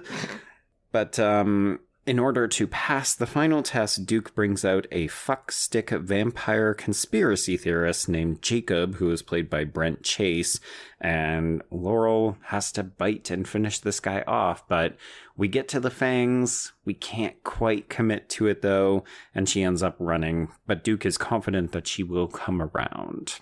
Yeah, but because the other three are kind of like, they don't say it, but it's like, we got to kill her, right? Yeah. Why does she get to run away? She's going to tell our secret. Yeah, and it's like, first of all, like, who would believe you? Second, it's like that good old vampire trope, the thirst always wins. Oh, sure. Yeah. So we won't actually get to test this because as they bring Jacob inside, they fall into a slow motion trap that has been set by Enoch. And this part is initially a little bit confusing because he says a bunch of things that we don't understand the context of. Yeah. So he mentions the master. What? Yeah, new concept. Yeah. And then he also mentions that he wants the code to the vault. And we're like, huh? So these are things that we will pretty quickly get answers for, but I think that this is a good tease of things to come without actually showing the hand. And it's probably the most successful action scene in the film as well. I like the fact that Duke gets caught in a giant... it's like I put giant bear trap in my notes, but this is like something out of The Collector. Oh, yes, yeah. Or, you know, something from like Jeepers Creepers or something. He'd have some contraption in the back of the truck. Yeah, it is a full body bear trap. It's quite entertaining, but, you know, we're dealing with vampires, so it's basically just to hold you in place so that Enoch can question Duke about what he wants. And she gives him nothing at all. Yeah. So Laurel sees that this guy is running by, so she doubles back, and then she takes care of Enoch. So she does bite him. We get the bloodlust, and Duke finishes this guy off by smashing his head in with her boot. Also, looks great. Looks great. Yeah, like it's a lot of times when you see this in a film, like they cut away and then you see the aftermath of the head stomp, but this is you see this head go pop. Yeah. Yeah, like I could not put my finger on what other horror movies like it was bringing to mind for me, like a good old head stomp. Oh my god, I'm there's at least 3 others that I've seen, and I can't think of them off my head. Yeah, like it's such an iconic thing now that, you know, sorry horror people have blanks too. I know. Like, Sure. Everyone's yelling at us in their car right now. Well, I was gonna say, folks, hit us with your best horror head stomp. Ooh. Okay, so we move up to the thinking roof, as Duke calls it, and this is where she gives Laurel the rundown about things like vampire hunters, familiars, and yes, the master. This was very Buffy. All of this terminology felt very Buffy. Yes. I mean, we should note that familiars and that kind of stuff is like classic vampire lore, but because of the visual aesthetic and the age of the characters, Buffy is what does come to mind. But I do love, though, that familiars, like, they do his dirty laundry, filed his taxes, etc. Oh my god, can you imagine being a vampire and accruing all of this wealth, as we discussed earlier, and then still having to file fucking taxes? It's so wild. Oh, you know, that type of character was in Blade 2. Like it was. Yeah. Yes. Yeah. Like that was actually like that kind of pedantic stuff that like when they say, oh, well, you know, we run the police department, we do these things. But it's like, but at the same time, you still need an accountant. You still got to pay your taxes. Like the paper, that's all that paperwork, man. Well, I guess if you're running a mini crime empire, as many of these vampires are apt to do, right? Like you need to have a payroll system. Like I hope the pay is equity. Like you have equity and you have a union because the vampire union. Well, but again, we don't know how many there are because it sounds like Vlad, the master, was the only one except for the brides because he would never turn his familiars. Yeah, I think in the world of Bit, it's a very limited number of vampires. Like, again, if we got a sequel or if we got a TV show, we could spin this out and be like, what happens when we go to New York? Do we meet a new coven of people and so on? But yeah, in the world of this film, it's basically, you can count as many vampires as you have fingers on your hand. Mm-hmm.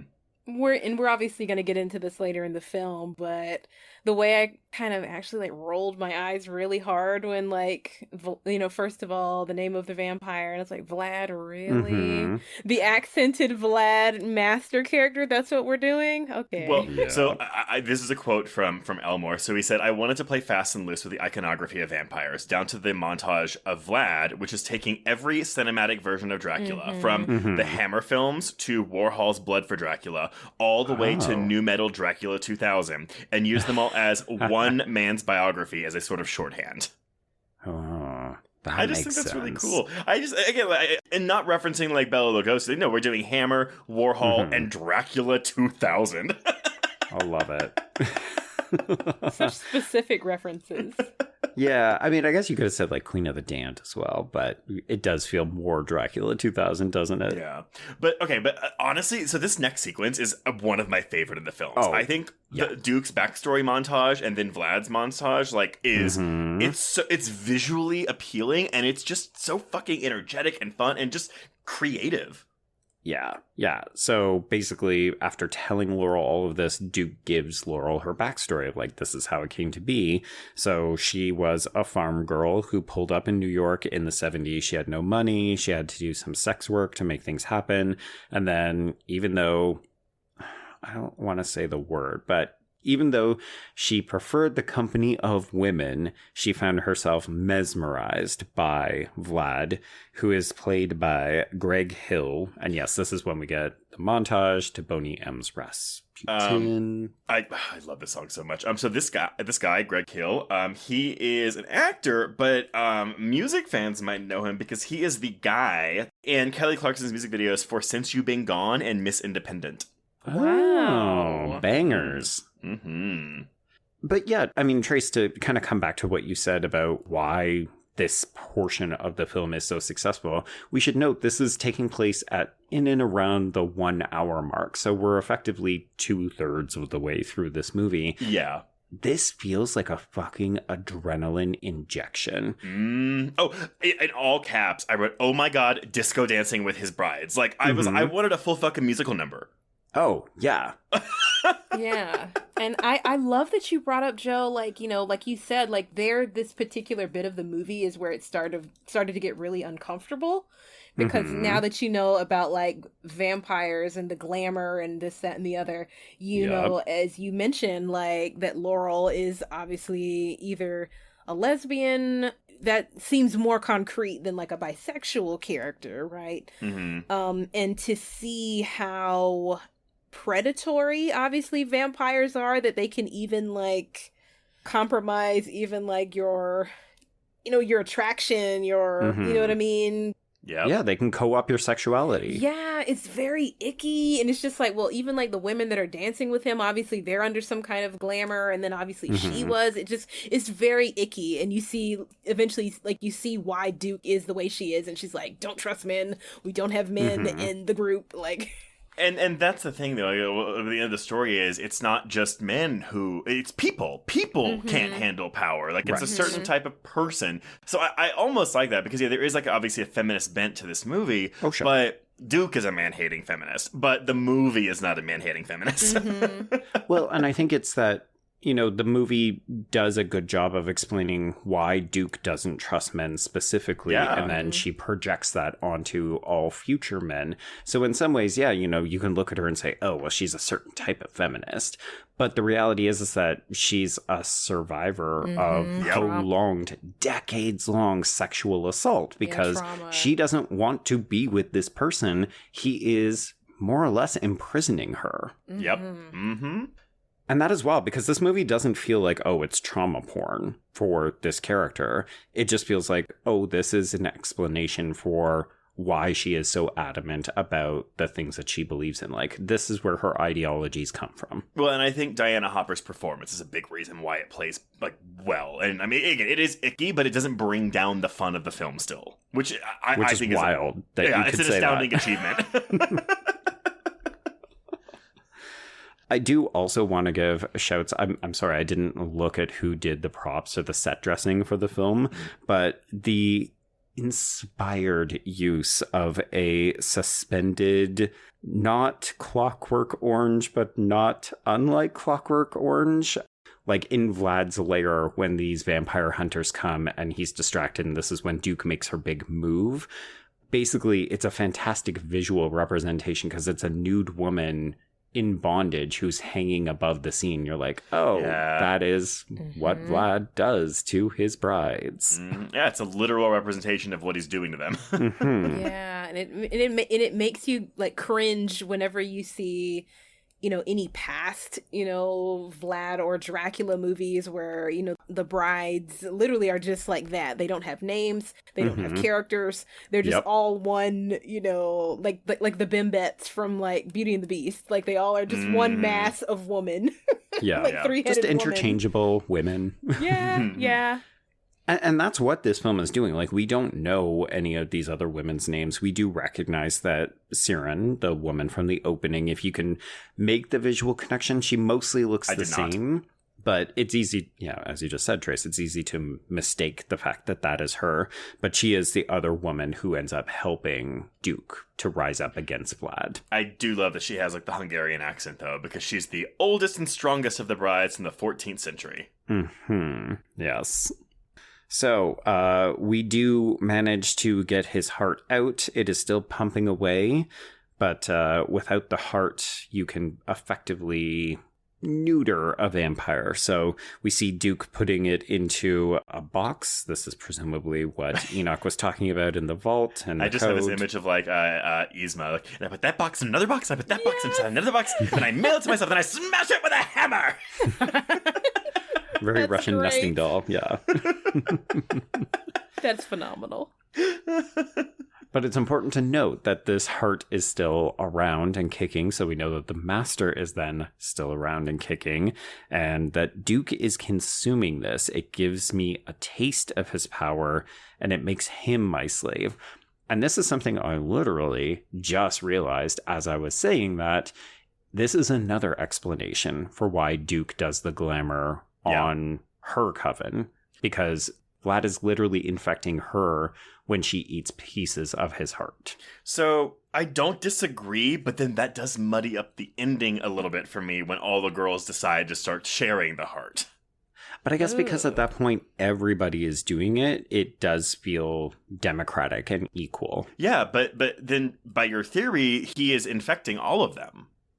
Yeah, that's true. So I don't disagree with what you're saying, Joe. I do think that's a part of it, but that could be something that would be explored in a sequel that we're I was going to say, yeah.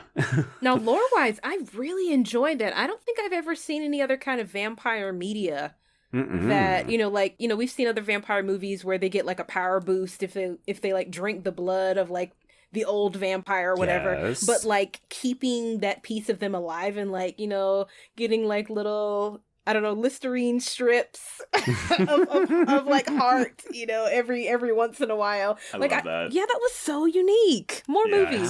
Do that. Eat pieces of vampire. Eat pieces of werewolf. And then this leads to a really good line, which actually is the tagline for the film. It's where Duke says, I picture a world where every woman is a vampire. Then she goes, let men be the one who are afraid to fucking jog at night. Oh, a girl walks home alone at night. Exactly. Yeah. So obviously Duke's experiences with the master are the impetus for all of the gendered rules that she has imposed. And I do like the fact that Laurel doesn't disagree. She says, I don't know that men would be able to handle this power. Yeah. So then we get to the movie's most semi-romantic fantastical scene, which is when Duke teaches Laurel how to levitate / gently fly. And I do know that Elmore is disappointed in this scene. They apparently only had one day to film this, so the wire work is a little bit uneven. I actually was much more generous to this on the rewatch. I don't think it looks particularly bad, but you can tell that maybe he wanted to do a bit more with it. Yeah, I thought this looked fine. The one that I could tell that they didn't have the money for was when Duke kills the vomiting girl later. Right. Yes. Mm-hmm. Yeah. So this is when we do get the flashback to Siren, because Laurel asks, oh, what happened to the first bride? And so this is your confirmation that Siren is in fact the person from the opening of the film, and that she is the one who is imprisoned in the hole. And I wrote in my notes, this feels like it's for audiences who haven't been paying attention. I mean, we didn't even need the flashbacks. Like, we just say, like, oh, she broke the rules and she's in the hole. Yeah, exactly. Yeah. But again, this is where, again, like, just don't have, it's fine. I won't say it again. Don't have the cold open, but it's fine. Yeah. So Izzy and Laurel do sleep together again. I'm curious, if you knew that a person had planned to murder you and only stopped because Duke made you stop, would you still date them or fuck them? Yeah, I think the idea is that this is just their way of life. So it's like, I can get past that. Like, you know, it's our nature. It's what we have to do to get by. All right. Danny, what do you think? It definitely, that's like what it was giving, like, you know, kind of, I don't know, like roll with the punches, kind of like, okay, right. Well, you know, you like me, you like me, I like you, like, at least, you know, we were attracted to each other at the very least, right? Mm-hmm. Yeah. Well, 'cause it's kind of a compliment, right? Like, you went after me because you knew I was going to taste good, because you were attracted to me. Yes. Yeah. And like, actually, that actually kind of made me go like, huh. So like, you know, obviously I think like if Duke wasn't involved, that maybe obviously their relationship wouldn't have all of these like kind of strings attached. But it was just actually also like really nice to see that through line in the film, that like this is like at the very least like, you know, my romantic partner. Like that was really beautiful to see, like a trans person like being loved on in this way, and like, you know, this is my person. Like that was actually like, I was like, aw, little vampires, look at y'all, so cute. Yeah, you know, and Danny, actually, that's a really good point that reminds me, I wanted to bring up something that came out of the panel that Ren and Dax and Ten were talking about, which is, you know, there's something really refreshing about this movie. It doesn't really contain a lot of trans pain. Mm-hmm. Like this isn't a very traditional trans narrative, because we're not making the transness the central focus. It just is a component of Laurel's character.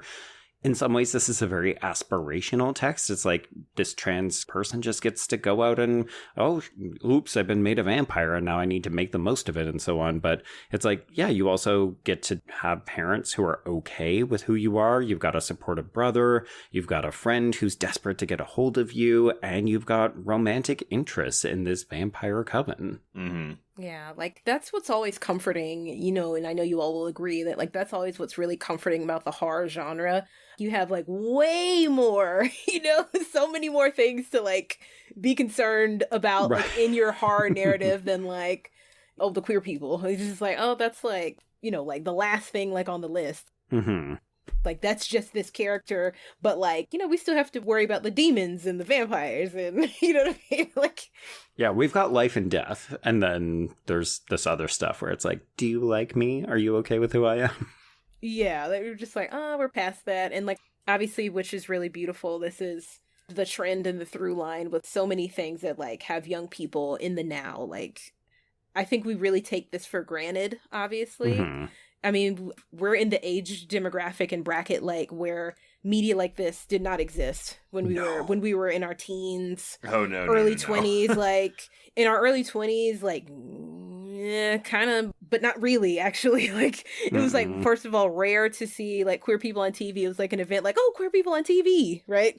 And like even less so like trans people like on TV, and never the lead. Yeah, no. Like, usually, it was like you said, like, as far as trans pain and trauma, like, usually they were a sex worker or they were dead. Like, that was, like, the two options. Like, you didn't have any other kind of life story. Yeah. And that's what makes this really enjoyable. And also, it's just good chemistry. Like, I think Griggs and Maines have a very comforting. I'm going to appropriate your word, Dani. I think they have a really comforting romantic chemistry. So as much as I'm just like, girl, you need to have a conversation about how this bitch was about to kill you. But also, yeah. Congratulations on the hookup because you look like you're having fun. Okay. So someone who is not having fun is Mark, because he is fielding very concerned calls from both Mom as well as Andy, who has been trying to reach out. Because, of course, this is all happening over the space of a couple of days. But, you just moved to Los Angeles and you've been out partying with a bunch of random people and you're not returning phone calls. You're disappearing at all times of the day. So people are concerned about Laurel. Yeah. And she didn't give a shit. Yeah, it's like she didn't even notice. Yeah, like this is like always what's funny to me. Like I always call this like the yeehaw yippee like part of movies whenever like a character gets empowered in any kind of way. They become a werewolf or they become, a vampire or whatever kind of just like living the life. Yeah, like The Craft, like, that complete like 180 or 360 or whatever the degree is. Like where they, just have like party. It's just fun. Yeah, the party period, the fun period, right? Yeah. Again, this feels authentic to an 18-year-old, vampire or not. Mm-hmm. Yeah. Like if this was the metaphor for the monster, it would just be like, I'm out there having a great time because I'm still flying high. Yeah. It's an Oregon girl in Los Angeles. Like, you would have like barely legal. Yeah. So she's having the time of her life. It's like California, New York, or Miami. You'd have way too much fun. I mean, I do love the fact that when her mom, calls her and she's like, you sound tired. Are you okay? You're not doing the hard stuff, are you? Oh my gosh. I actually always really like that in movies when parents are like, look, I know you're doing drugs, you're going to experiment. We experimented too, but just like be careful. I'm like, good for you, parents. Yeah, exactly. Yay, it's just better to be realistic. Like, you're probably going to experiment with sex. You're probably going to experiment with drugs and alcohol. Do it around people you trust. Try to do it at home. Like, be safe about it. Mm-hmm. I love that. Yeah. So one thing that's not safe. So while Laurel is kind of dealing with this, reassuring her mom, not really talking to Andy all that well, the V Squad is rolling up on these conspiracy theorists. Oh my god. Okay. This might be my favorite line of the movie, actually. Why do they always think we don't have weapons? Like, okay, so they throw a severed head with a grenade in its mouth into the room where these guys are, and they just all blow up. And yeah, it's just like... Yeah, it's so silly good. And so fun. I love stuff like that. I love that. I do too. God. Again, after that cold open, almost all the humor in this film was working for me. It was firing on all cylinders. Even still, when Laura moves out of Mark's place, and they're giving her own place, and she gives her the mattress, and she's like, "No coffin? Why would we do that? 'Cause it's dope." It's a great line, right? It's really a great good. joke. One of the things I really like about this is that you could argue this is an action set piece with very little action to it. And I think, I don't want to belabor the point about the film having a small budget, but this to me is savvy filmmaking because you know that you can't just show this building exploding. You don't have the budget for it. So we have an implicit understanding of what's going to happen because we've seen a grenade in a movie before. And then we see lights or fire as Duke is talking to the others. Why do they assume we never have any weapons? And okay, we blew all those guys up and that building is on fire, but we don't show it because we don't need to. Mm-hmm. Mm-hmm. Yeah, this guy, Elmore, has not directed a film since this, and I would love to know why. I want to know what he's doing. Yeah. Yeah, I know. Like, I miss him. Like, truly. Like, you mentioned, like, he was on Twitter, and, like, he was, like... It's like he's gone underground. Yeah. I hope he's okay. Yeah. Isn't that the thing when someone like leaves social media? We're like, oh my god, like what must have happened? Where did you go? He's like taking a mental health break. He's in Miami. He's partying. So this is where things are starting to get a little tense between Mark and Laurel. So he's not happy with the fact that she just keeps leaving. I love that he's kind of trying to suggest, oh, my friends are here. You could just hang out with us and we're going to play Call of Duty. And she says, no, I got to go. And yeah, she's partying, painting this room that is very dope, even though it doesn't have a coffin and so on. And we also see the others feasting on these shitty men, but Laurel is not partaking. So she's doing all this hardcore shit, but she's not feeding. So she is getting weaker. Mm-hmm. Got to eat. I'm sorry. You've got to. You know what? Have you all seen that? Oh, speaking of trans people, right? There's this. I'm sure you all have seen it. It's either. I think it's a TikTok. I think. And this trans woman was talking about like after transition and estrogen and everything. Like you have to eat. You have to eat. And and everyone's like, yes, because you need fat. You need. Oh. It fills the body out. Like that's immediately like what it was giving. Like if you all know people who are listening to the podcast, that TikTok that people are like, yes, girl, preach. that actually might be an intentional metaphor on Elmore's part. That absolutely flew over my head. I would never. As soon as if you've seen the TikTok video, I was like, I have not seen the TikTok video. Oh, that is fascinating. That's really interesting. So, yes, Laurel, we know, is going to come to a head at a certain point. She's going to get herself into trouble, which is what Duke is concerned about. And lo and behold, one night she comes across a drunk girl named Cece, who was played by Tiffany Million. And she doesn't mean to, but she ends up lunging for her, and Duke has to swoop in and kind of cover shit up. Yeah, and this is where it's edited well enough, I think, but it's like, oh, you didn't have the budget to show her hovering. No. Yeah, she is profoundly bored by her crisis of conscience. I do like that line. It's really good. Great snarky lines. That's what I'm saying. Like Brad Michael Elmore, like his pen, I was like, wow. I was like, you're talented. Like, like legit. Like also because he is a youth, how the youth speak, right?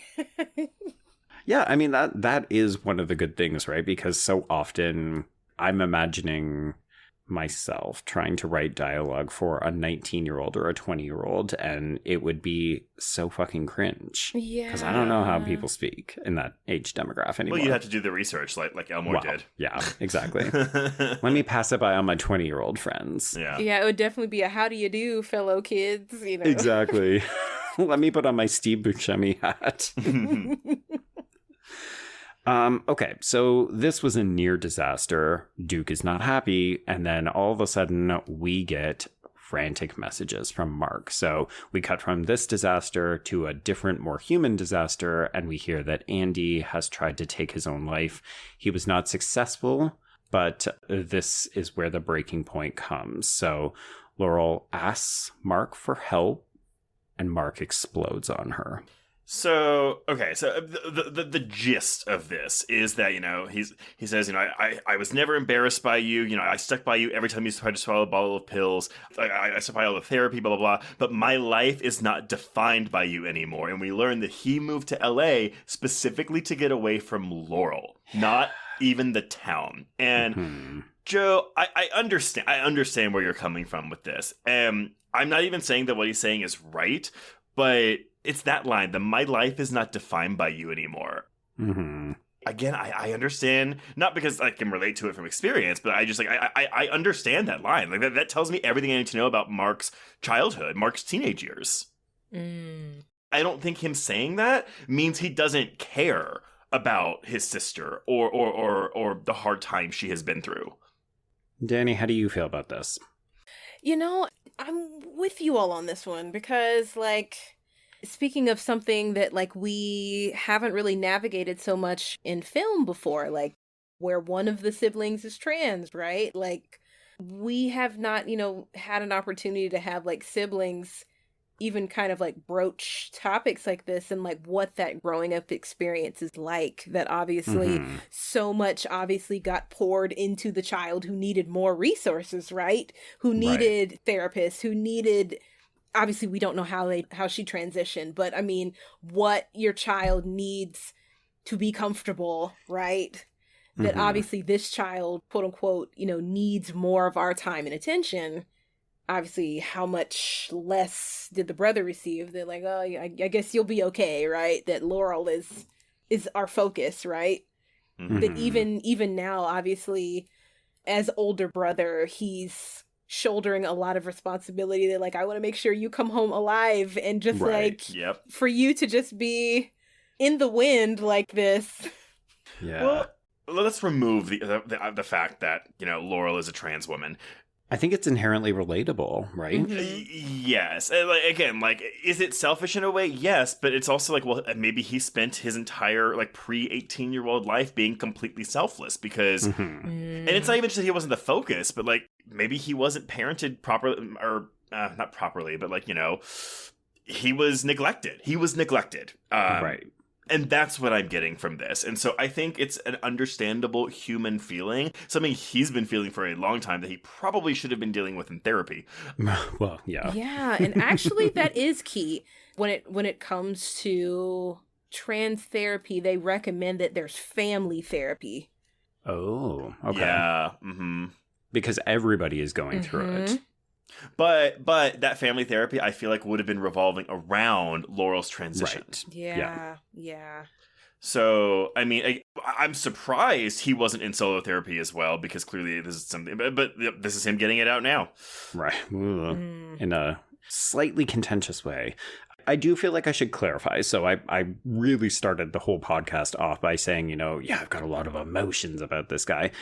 I will say, the first time I watched it, I was particularly put off. I thought he was an okay dude, and then he comes out with this, and I thought, this is not what Laurel needs. This is really, it's making him look like a huge asshole, even if some of what he's saying does feel tough love and probably justified.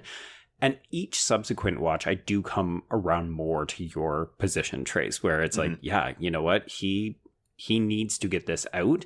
Is it the best way? Is it the most appropriate time? Probably not. But also, part of this is that he is not the center of Laurel's life. He is the center of his own life. And I think looking at it specifically from a bit of a queer lens, sometimes I do think that we go in and we take up a lot of space because we feel like we aren't seen, or we've had to hide who we are. And we want to make ourselves the center of attention. We want to be the drama. We want to bring all of this to it. And I think that can be really tough for other people. Yeah. Well, and look at the way he ends this conversation, which he says, I never stood in the way of you becoming who you are, but it turns out who you are is a selfish bitch. And I mean, that is you started well, and then you had to get in the dig. Okay, but here's the thing, though. Look, I like Laurel. I love her as a protagonist. She completely ignored all of her gay friends who, I don't want to say she abandoned him there, because obviously, he has a life, but all of his pleas for help, all of his cries for help. And honestly, if I'm Mark, I want Laurel to understand that she contributed to that. And she's hurting other people. She is hurting other people. And again, not to say that, oh my God, it's her fault that he attempted suicide, but her replying to him even once might have stopped that from happening. We don't know. Well, her lack of action has consequences. Yes. And so honestly, when he called her that, I was kind of yeah, honestly, yeah. Yeah. And speaking of two different things kind of occurring in narrative, right? And even outside of it, this is a relatable experience that yes. You're, let's say you're from a small town, you're finally, let's say, at the big university, or you're at a place where finally I can, breathe a sigh of relief. I've got finally I've got more queer community around me, right? Or, whatever your experience may be, right? So now it is kind of that sad part sometimes about growing up and meeting new people, going to new places that sadly sometimes your tried and true friends get left on the back burner because, you're actually kind of in a different transitionary stage, in your life as well. Right. Yeah. Absolutely. Yeah. I mean, do I wish that we could see something of Andy, even just to confirm, Laurel's not a monster. She actually does care about this guy. Yeah. But their storyline, to me, felt very true to life, right? Where you've got thick as thieves, best friends in high school, and then you move away, you become somebody different, and you just realize I don't have as much in common, or that person is leading a different life because we're in different places and different spaces, mentally and geographically. And I really like that as a story, because the whole thing with Laurel is she's trying to figure out who the fuck she is. Her introduction to this is that she doesn't really know what she's doing. She's going to LA to get away, but she doesn't have a plan. She doesn't even know she's staying in LA. So I love this idea that she's a bit aimless and wandering. And sometimes that means, leaving Andy behind. But she needed to tell that to him because he's been trying to reach out. And we don't even need to know why he was having a crisis. It's just more she was a bad friend and she needs to own up to that. Yeah. Very much so. But I will say, I really relate strongly to this. The reason I feel a bit impassioned by this is because I think the Mark character reminds me a little of my own sister. Because I was the one who occupied a lot of my parents' time and attention because I did struggle with depression. And I do think that they were worried I was going to try to end my own life when I was a teenager. I graduated high school early to get away from bullying and all these other terrible things. And I think my sister often felt like, oh, I am also here. My parents would ask her how I was doing and not ask her how she was doing. Oh, yeah. And see, my sister also felt that way about me, but not. I think my sister always felt that my parents gave me more attention as the older kid, not because of the gay stuff, because again, my stuff and her stuff were going on at the same time, but her stuff was a result of a lot of her thinking that my parents preferred me as a child. Yeah. Oh gosh, see the relatability, the things that you both are saying. See, people, when you have a sibling, parents, it's tough. Because I thought my parents were actually giving all of their attention to her because she was a wild child. She was out partying. They didn't know where she was. They thought she was hooking up. They worried she was going to get pregnant and ruin her life. P.S. That doesn't ruin your life. It just complicates it at a certain age. But yeah, it's just funny, right? My sister had a completely different perspective of who was getting more attention. And I thought the exact same thing, only in reverse. And it was just because we were both the central figures of our own narrative. Yeah, obviously everyone has an experience of, their parents, their sibling, obviously, very, very differently. Yeah. So all this to say, Laurel bites him and immediately regrets it. Goes right in there, just yum, chomp. Yeah. I mean, it's the equivalent of pushing or getting into a fight, right? Only the problem is she has fangs. Yeah, speaking of ginger snaps, or even beyond ginger snaps, Jennifer's body. Right. How having supernatural powers kind of complicates things in relationships. How you lashing out can kill your sibling or kill your best friend. Yeah. Yeah. And I love that as a horror motif, right? So this does produce a dangerous situation, which is exactly what Duke was warning us about. So we drive Mark back to the lair, and surprising no one, nobody really gives a shit about saving Mark because this is what we told you not to do. You bit, and now you gotta kill. Yeah, this part where they were just girl, what you doing? Why are you dragging this stupid boy up in here? It was very much so did you forget rule number 3 or? Why are you bringing trash to our doorstep? Deal with your own problems. Their look was just ew. Yeah, exactly. Ew, a man in here? Why? So I will say this is where I feel as though the film not loses me, but it does feel like it hits the accelerator and I'm trying to hang on because things happen so fast from now on. We should note there's probably, 10 minutes left in the movie? Yeah. So I didn't think this was a downgrade in quality, but it did feel rushed. It's fast, right? Yeah, it's so rushed. I think the biggest question I have, all right, so Laurel, kind of slits her throat so she can feed the first bride down in the hole, and the bride comes out. I don't understand why she went to Vlad's heart to resurrect him. No. This doesn't make any sense to me at all. It's almost like if you lose your heart, then the rest of you doesn't matter, or the heart is the thing that can reconstitute you. But even, we don't have any information about who Siren is, so we only saw her take Vlad down, but now she's happy to bring him back for question mark reasons. Yeah, kind of. I would almost rather it be an accident that it happened. If only because also this bride is dispatched immediately. And I wanted to hear more of that accent. Yeah, like, I'm always just kind of taken aback by that in vampire media whenever, like, at least 100-century-old vampire or older just is dispatched. taken out. Yeah, dispatched by the little baby vampire. I don't like that. I don't like that. Yeah. Not at all. So, but no. So this doesn't really work for me. However, most of the rest of this is fine. I like Vlad monologuing. I think he's quoting Chinatown, is what I looked up. But yeah, then we get this reveal, right? Yes, yeah. So Vlad reveals that the whole time Duke has actually been glamoring the others. We don't know the extent of which, and we don't know exactly what Duke has been glamoring them about. So it's, I think, left deliberately unclear, but obviously this is a violation of the very first rule. So it's a bit of a big deal to the others. And I do want to give credit to Ren in the Frightgown panel for suggesting, I think this is probably a bit of a generous read, but it is an intriguing one, that this could account for why the other members of this coven don't really have as much personality, is because they have actually been supplanted with Duke's personality because she is glamoring them. So they're all kind of minions of her. I could buy into that. I mean, it doesn't make them characters. No. But I could buy into it.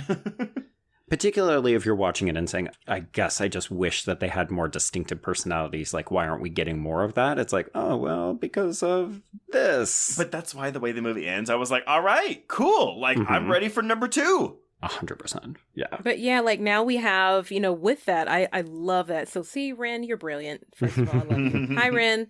But like what's brilliant about that is like you say, like kind of flipping that dynamic of, Dracula's brides, but now I don't know what you would call this situation, but something similar, like you said, like where now they're just your underlings, your beautiful, beautiful, good-looking underlings, right? Right. Yeah, and of course, this confirms that notion that you said earlier, Trace, which is that it's not a men would abuse the power, it's anybody with the power would abuse it. And whether or not Duke thought that she was doing a good thing by helping these other people, at the end of the day, you're still perpetrating violence that was done to you. But I also think at the end of the day, though, Duke glamoring them is also out of fear of abandonment, a fear of loneliness. Like, she doesn't want to lose her 3 companions, and it doesn't make it right, but, like, I think that's where it's coming from. Yeah, it's another one of these, it explains it, it doesn't condone it. Yeah, it doesn't excuse it. And to me, there's a sweet spot in queer dialogue with that, right? Where it's like sometimes we do really fucked up, messy shit and it doesn't excuse it, but sometimes our trauma and our history does explain it. And that's also what I like, because I feel like there's a desire among queer audiences that, we have to be perfect figures in film. And unfortunately, a lot of us are not perfect. No one is perfect. And a lot of us are damaged because of horrible things that have happened to us. And so I really like when a movie allows a queer character to be messy and flawed and fucked up.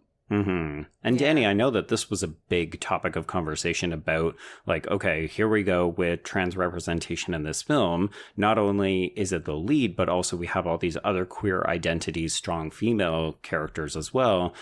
But they're messy, right? Like, we've got queer villains in this film. Yeah, and I remember this was like a big thing that we were just like, oh, yes, more morally gray, people in horror, like, and, we were, talking about like that's what makes the genre really stand out, and like the way that like queer folks, we love a good villain, and we'll kiki in a minute like about like like, oh, zap them, like go Ursula, like yeah, but like in that same token, we've had so many experiences that we're like, life is messy and people are messy. And like how that even like informs our media, that we're like, because people are, messy and complicated. And like, it's good to see that, because, we've had obviously the opposite, like, I don't know, the crystal starling perfect queer person, like there'd be, angel from heaven, you know what I mean? Like kind of character. It's like right? the queer equivalent of a Mary Sue. Right. Well, it's fun too, right? Because, I mean, Laurel's not perfect, as we talked about, her treatment of Andy. And then Duke is not perfect. And Izzy is morally questionable about what she is and isn't going to do. So I like that these are all flawed, interesting characters. But so much of this film, as we've talked about, is a bit of a not ideal, but, you know, Laurel doesn't have trans-related problems with her parents accepting her or her brother using it against her or something not like now. Maybe at one point, but that's not part of the story that we're seeing. Right. So I love that we're getting like the kind of idealistic version of what you would want if you needed to come out and transition, but also you're still totally fucked up and you're still making bad decisions and you're still surrounded by messy queer people. Like, I kind of love it. The film does it both ways. Yeah. It's like those PSAs we used to get, like the It Gets Better, like campaigns, and it'll just get different. It doesn't get better. Yeah, I know. That's true. Like, nothing sometimes changes but, like, the weather. But, like, also, like, when our queer elders would tell us to, like, live. Yeah. Like, live. Like, now that we're, like, at the age that that, you know, we thought, like, we were doomed. You know what I mean? Like, like in our teens, we're like, oh, it is not. Like, this is not it. It's not the end of the world. Go. Yeah, and we're just like, oh, there's, like, a other side to this whole thing. Mm-hmm. Yeah. But nevertheless, Vlad is dispatched pretty quickly by Laurel. Yeah, that was quick. That was quick. Boom, gone. Which I was kind of like, okay, that's fine. Like, whatever. Like, it's not about him anyway. I've actually seen people who said, I like seeing Vlad in the flashback story to explain how Duke became who she is. But I've seen people say, I would have preferred that he actually not come back, or you keep him as the sequel tease that, ooh, we might reawaken it, you know, like Underworld does. Yeah, I'm fine with that. Because I think they feel like it also short shrifts the revelation about Duke, and we could have had more time with her explaining herself and renegotiating the relationships with the people in the coven. I agree. However, I do like the way Duke's story ends, because I thought for sure we were going to be killing Duke. And I was like, I don't want to kill Duke. No. Okay, because again, like the craft comparisons, I was like, the way they all turn on each other, you know, like it's not going to be good. And so I like that Duke sticks to her guns and doesn't like change her mind about men. But then I also like that Laurel's like, cool, you're going to go in the hole. We're not going to kill you. Right. Because that means, again, if we ever got a sequel, like then that's where that story could continue. Yeah. I hope the story wouldn't be that Duke is the villain of the second movie. I hope there would be like a reconciliation in the second movie, you know? Right. Yeah, and even a difference in the fact that obviously, like, when, you know, Duke would send people down in the hole, like, it was gated and locked and, you know what I mean? Versus, like, when she, like, I think she was just like, you know, we can forgive you. She just threw her heart down in there, like, go get it. But, you know, obviously, it was wide open, so she could get back out of there. Right. Yeah, we don't see her in the final shot, but the assumption is that Laurel's going to be a lot more open-minded about how they will move forward. But we should also note that throughout all of this, Mark will now become a vampire. He frets that this isn't something that he wants, but Laurel is very good about saying, you know what, we're going to figure this out together. I want to say that we're doing a Near Dark homage when he puts the sunglasses down to look at the horizon. It was very Bill Paxton. But I don't know. But I think part of it is that I feel like we have to shift the focus a lot to Mark in this last act. We lose a little bit of Duke and the others, and then we lose them again because we have to deal with Vlad. And I don't hate any of it, but I do feel like we're just a little off message. Like, the people that I really want to focus on are just ultimately not the ones that we do. Yeah. But actually, to go back to the CW-ness of it all, this does kind of feel like a really extended pilot episode of a TV show. Yes. And then the good stuff is what... there is no more. Okay. Exactly. Oh, and also, okay, the final voiceover line.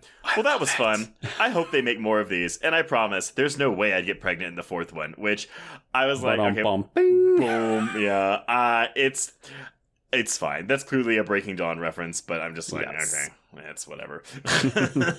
But it's also like a little bit of trans humor. Oh, for sure. Absolutely. But yeah, I really like this. Oh, actually, sorry. Dani, final thoughts on Bit. Yeah, I would recommend, not only because, trans lead, I mean, that's first and foremost, that's tantamount, really. Mm-hmm. But secondly, because, like, this is something that I hope that maybe we can put in, like, the horror, and especially the horror queer canon, you know what I mean? Oh, yeah. That, like, Yeah. I'm trying to think, like, there haven't been any movies like this before with these type of characters, and then we haven't really had anything since, except for the film that shan't be named They Them. Oh my gosh. Speaking of a horrifying movie. Oh boy. But, like, yeah, final thoughts. This is, like, such a gem, truly. Like, it's actually kind of like a comfort watch. Like, the second time I watched it, I felt, like, just so cozy and comfortable. And I was like, oh my goodness, these characters I haven't seen in a while. And Yeah. I kind of looking through everybody's IMDb, it's, like, really sad with kind of little small movies like this, that sometimes you can see them do something quote unquote big, or like a kind of indie film that does well, and then, like, you kind of see their kind of acting, career kind of stagnate. And I hope that does not happen to some of these people. Like, I know, we're still in the era of the writing and the actor strikes and everything else. Mm-hmm. You know what I mean? And I just hope a lot of these people get, far more opportunities. And Brad, if you are listening to this episode, like, we love you, we appreciate you, and we hope you get, a lot more opportunities to make the films or TV shows that you want to make. Like, you are incredibly talented, and shout out to the cast and crew. Like, you all did an incredible job with the budget you have. So see, people, budget does not mean anything, when it comes to making horror movies. And, like, usually some of the best movies are made, like, on a shoestring budget. So I guess low funds breed creativity. Right. Yeah. I had a total blast with this. I can't wait to watch it again because I'm going to show it to my husband. I after I finished it, I was like, you have to watch this movie. Like, it's just really fun. And yeah, there are flawed things, and I do think that, knowing about the production is... It explains a lot, doesn't it? Yeah, to the point where I'm just kind of like, yeah, I mean, I think this is a really, really, really solid film. It's probably more of a 3.5, but I give it a 4, because I just, again, I walked out of this being like, I got up off my couch after watching this with a pep in my step. There you go. Joe, what about you? Yeah, I'll co-sign on all of that. I really wish that this was the first in either a series of films, or, as we've talked about multiple times, like, this would do gangbusters as a series, even like a little limited series. I think there's so much potential here, and that's one of the reasons why it becomes so exciting and also frustrating when we can see that there were opportunities to do more with these characters of this world. And I think that's where I'm coming from. I just want more of this. So I would love to see a continuation of this or something. But yeah, especially this cast, like, super talented, would love to see more of them. I'm hoping that Maines is thriving because she is so fucking good in this movie. But also, shout out to Diana Hopper, because I really think that this film is a two-hander. It works as well as it does because of Laurel and Duke together. And I hope that after like 2 hours, people have hopefully decided, if you didn't watch this, please go and fucking check it out, because I've been banging on the door trying to get people to watch this for 5 years now. Yeah, he had to schedule it for me to watch it. Literally that. Yeah. Like, little indie horror movies matter. You got to take a chance on them. You do. Yeah. All right. Well, before we announce what we're covering next week, Dani, thank you so much for joining us again. And let everyone know, where can they find you on social media? So I am on Twitter. I am not calling it the other thing. No. I'm on Twitter and Twitter only. You can find my work on Medium. I try to also have other things that I've written for in my description to include. Also, if you Google me, that's also another great way, because I'm kind of spread near, far, and wherever you are across the internet, including podcasts. So you can even put my name in on like Apple Podcasts, and you should be able to listen to some of the brilliant musings I have on some other horror films. Nice. All right. Well, if you want to get in touch with us, you can reach us on Twitter and Instagram at HorrorQueers. Shoot us an email at horrorqueers@gmail.com. Find us on Letterboxd to keep track of all the films we've covered. And if you want to chat with other listeners, please join our Facebook Horror Queers group. If you have a moment, please rate and review us on Apple Podcasts or Spotify. And if you want more content, please support the show by becoming a patron at patreon.com/horrorqueers. If you subscribe today, you will get 315 hours of Patreon content, including this month's new episodes on Hannibal Season 1, Episode 6, Under Paris, The Exorcism, and The Watchers. Oh, and to tie in with The Watchers, we've got a brand new audio commentary on the 2017 folk horror film, The Ritual. I love that movie. It's real good. Joe. Yes. Oh my god, I'm so excited for next week. What are we talking about next week? All right, so we are closing out the month with another, I'm going to say, fun movie. I'm intrigued to see if it holds up. But this is either very feminist or possibly misogynistic, and you're going to have to tune in to find out. We're talking about Robert Rodriguez's Planet Terror. It's feminist. Whoa. It's feminist. You all are in for a treat. I saw Grindhouse in theaters twice, and I have seen Planet Terror and Death Proof many, many, many times. Yeah, we should note. So we're only talking about Planet Terror. We're not going to talk about Grindhouse. We're not going to talk about Death Proof in this episode. It's just... Correct. But this means we can watch the extended cut of Planet Terror. There we go. Yes, and then we'll do the same with Death Proof at some point. Okay, yeah. Death Proof is so good. But yes, until next week, everyone, we can cross out bit. Indeed, and cross out horror queers.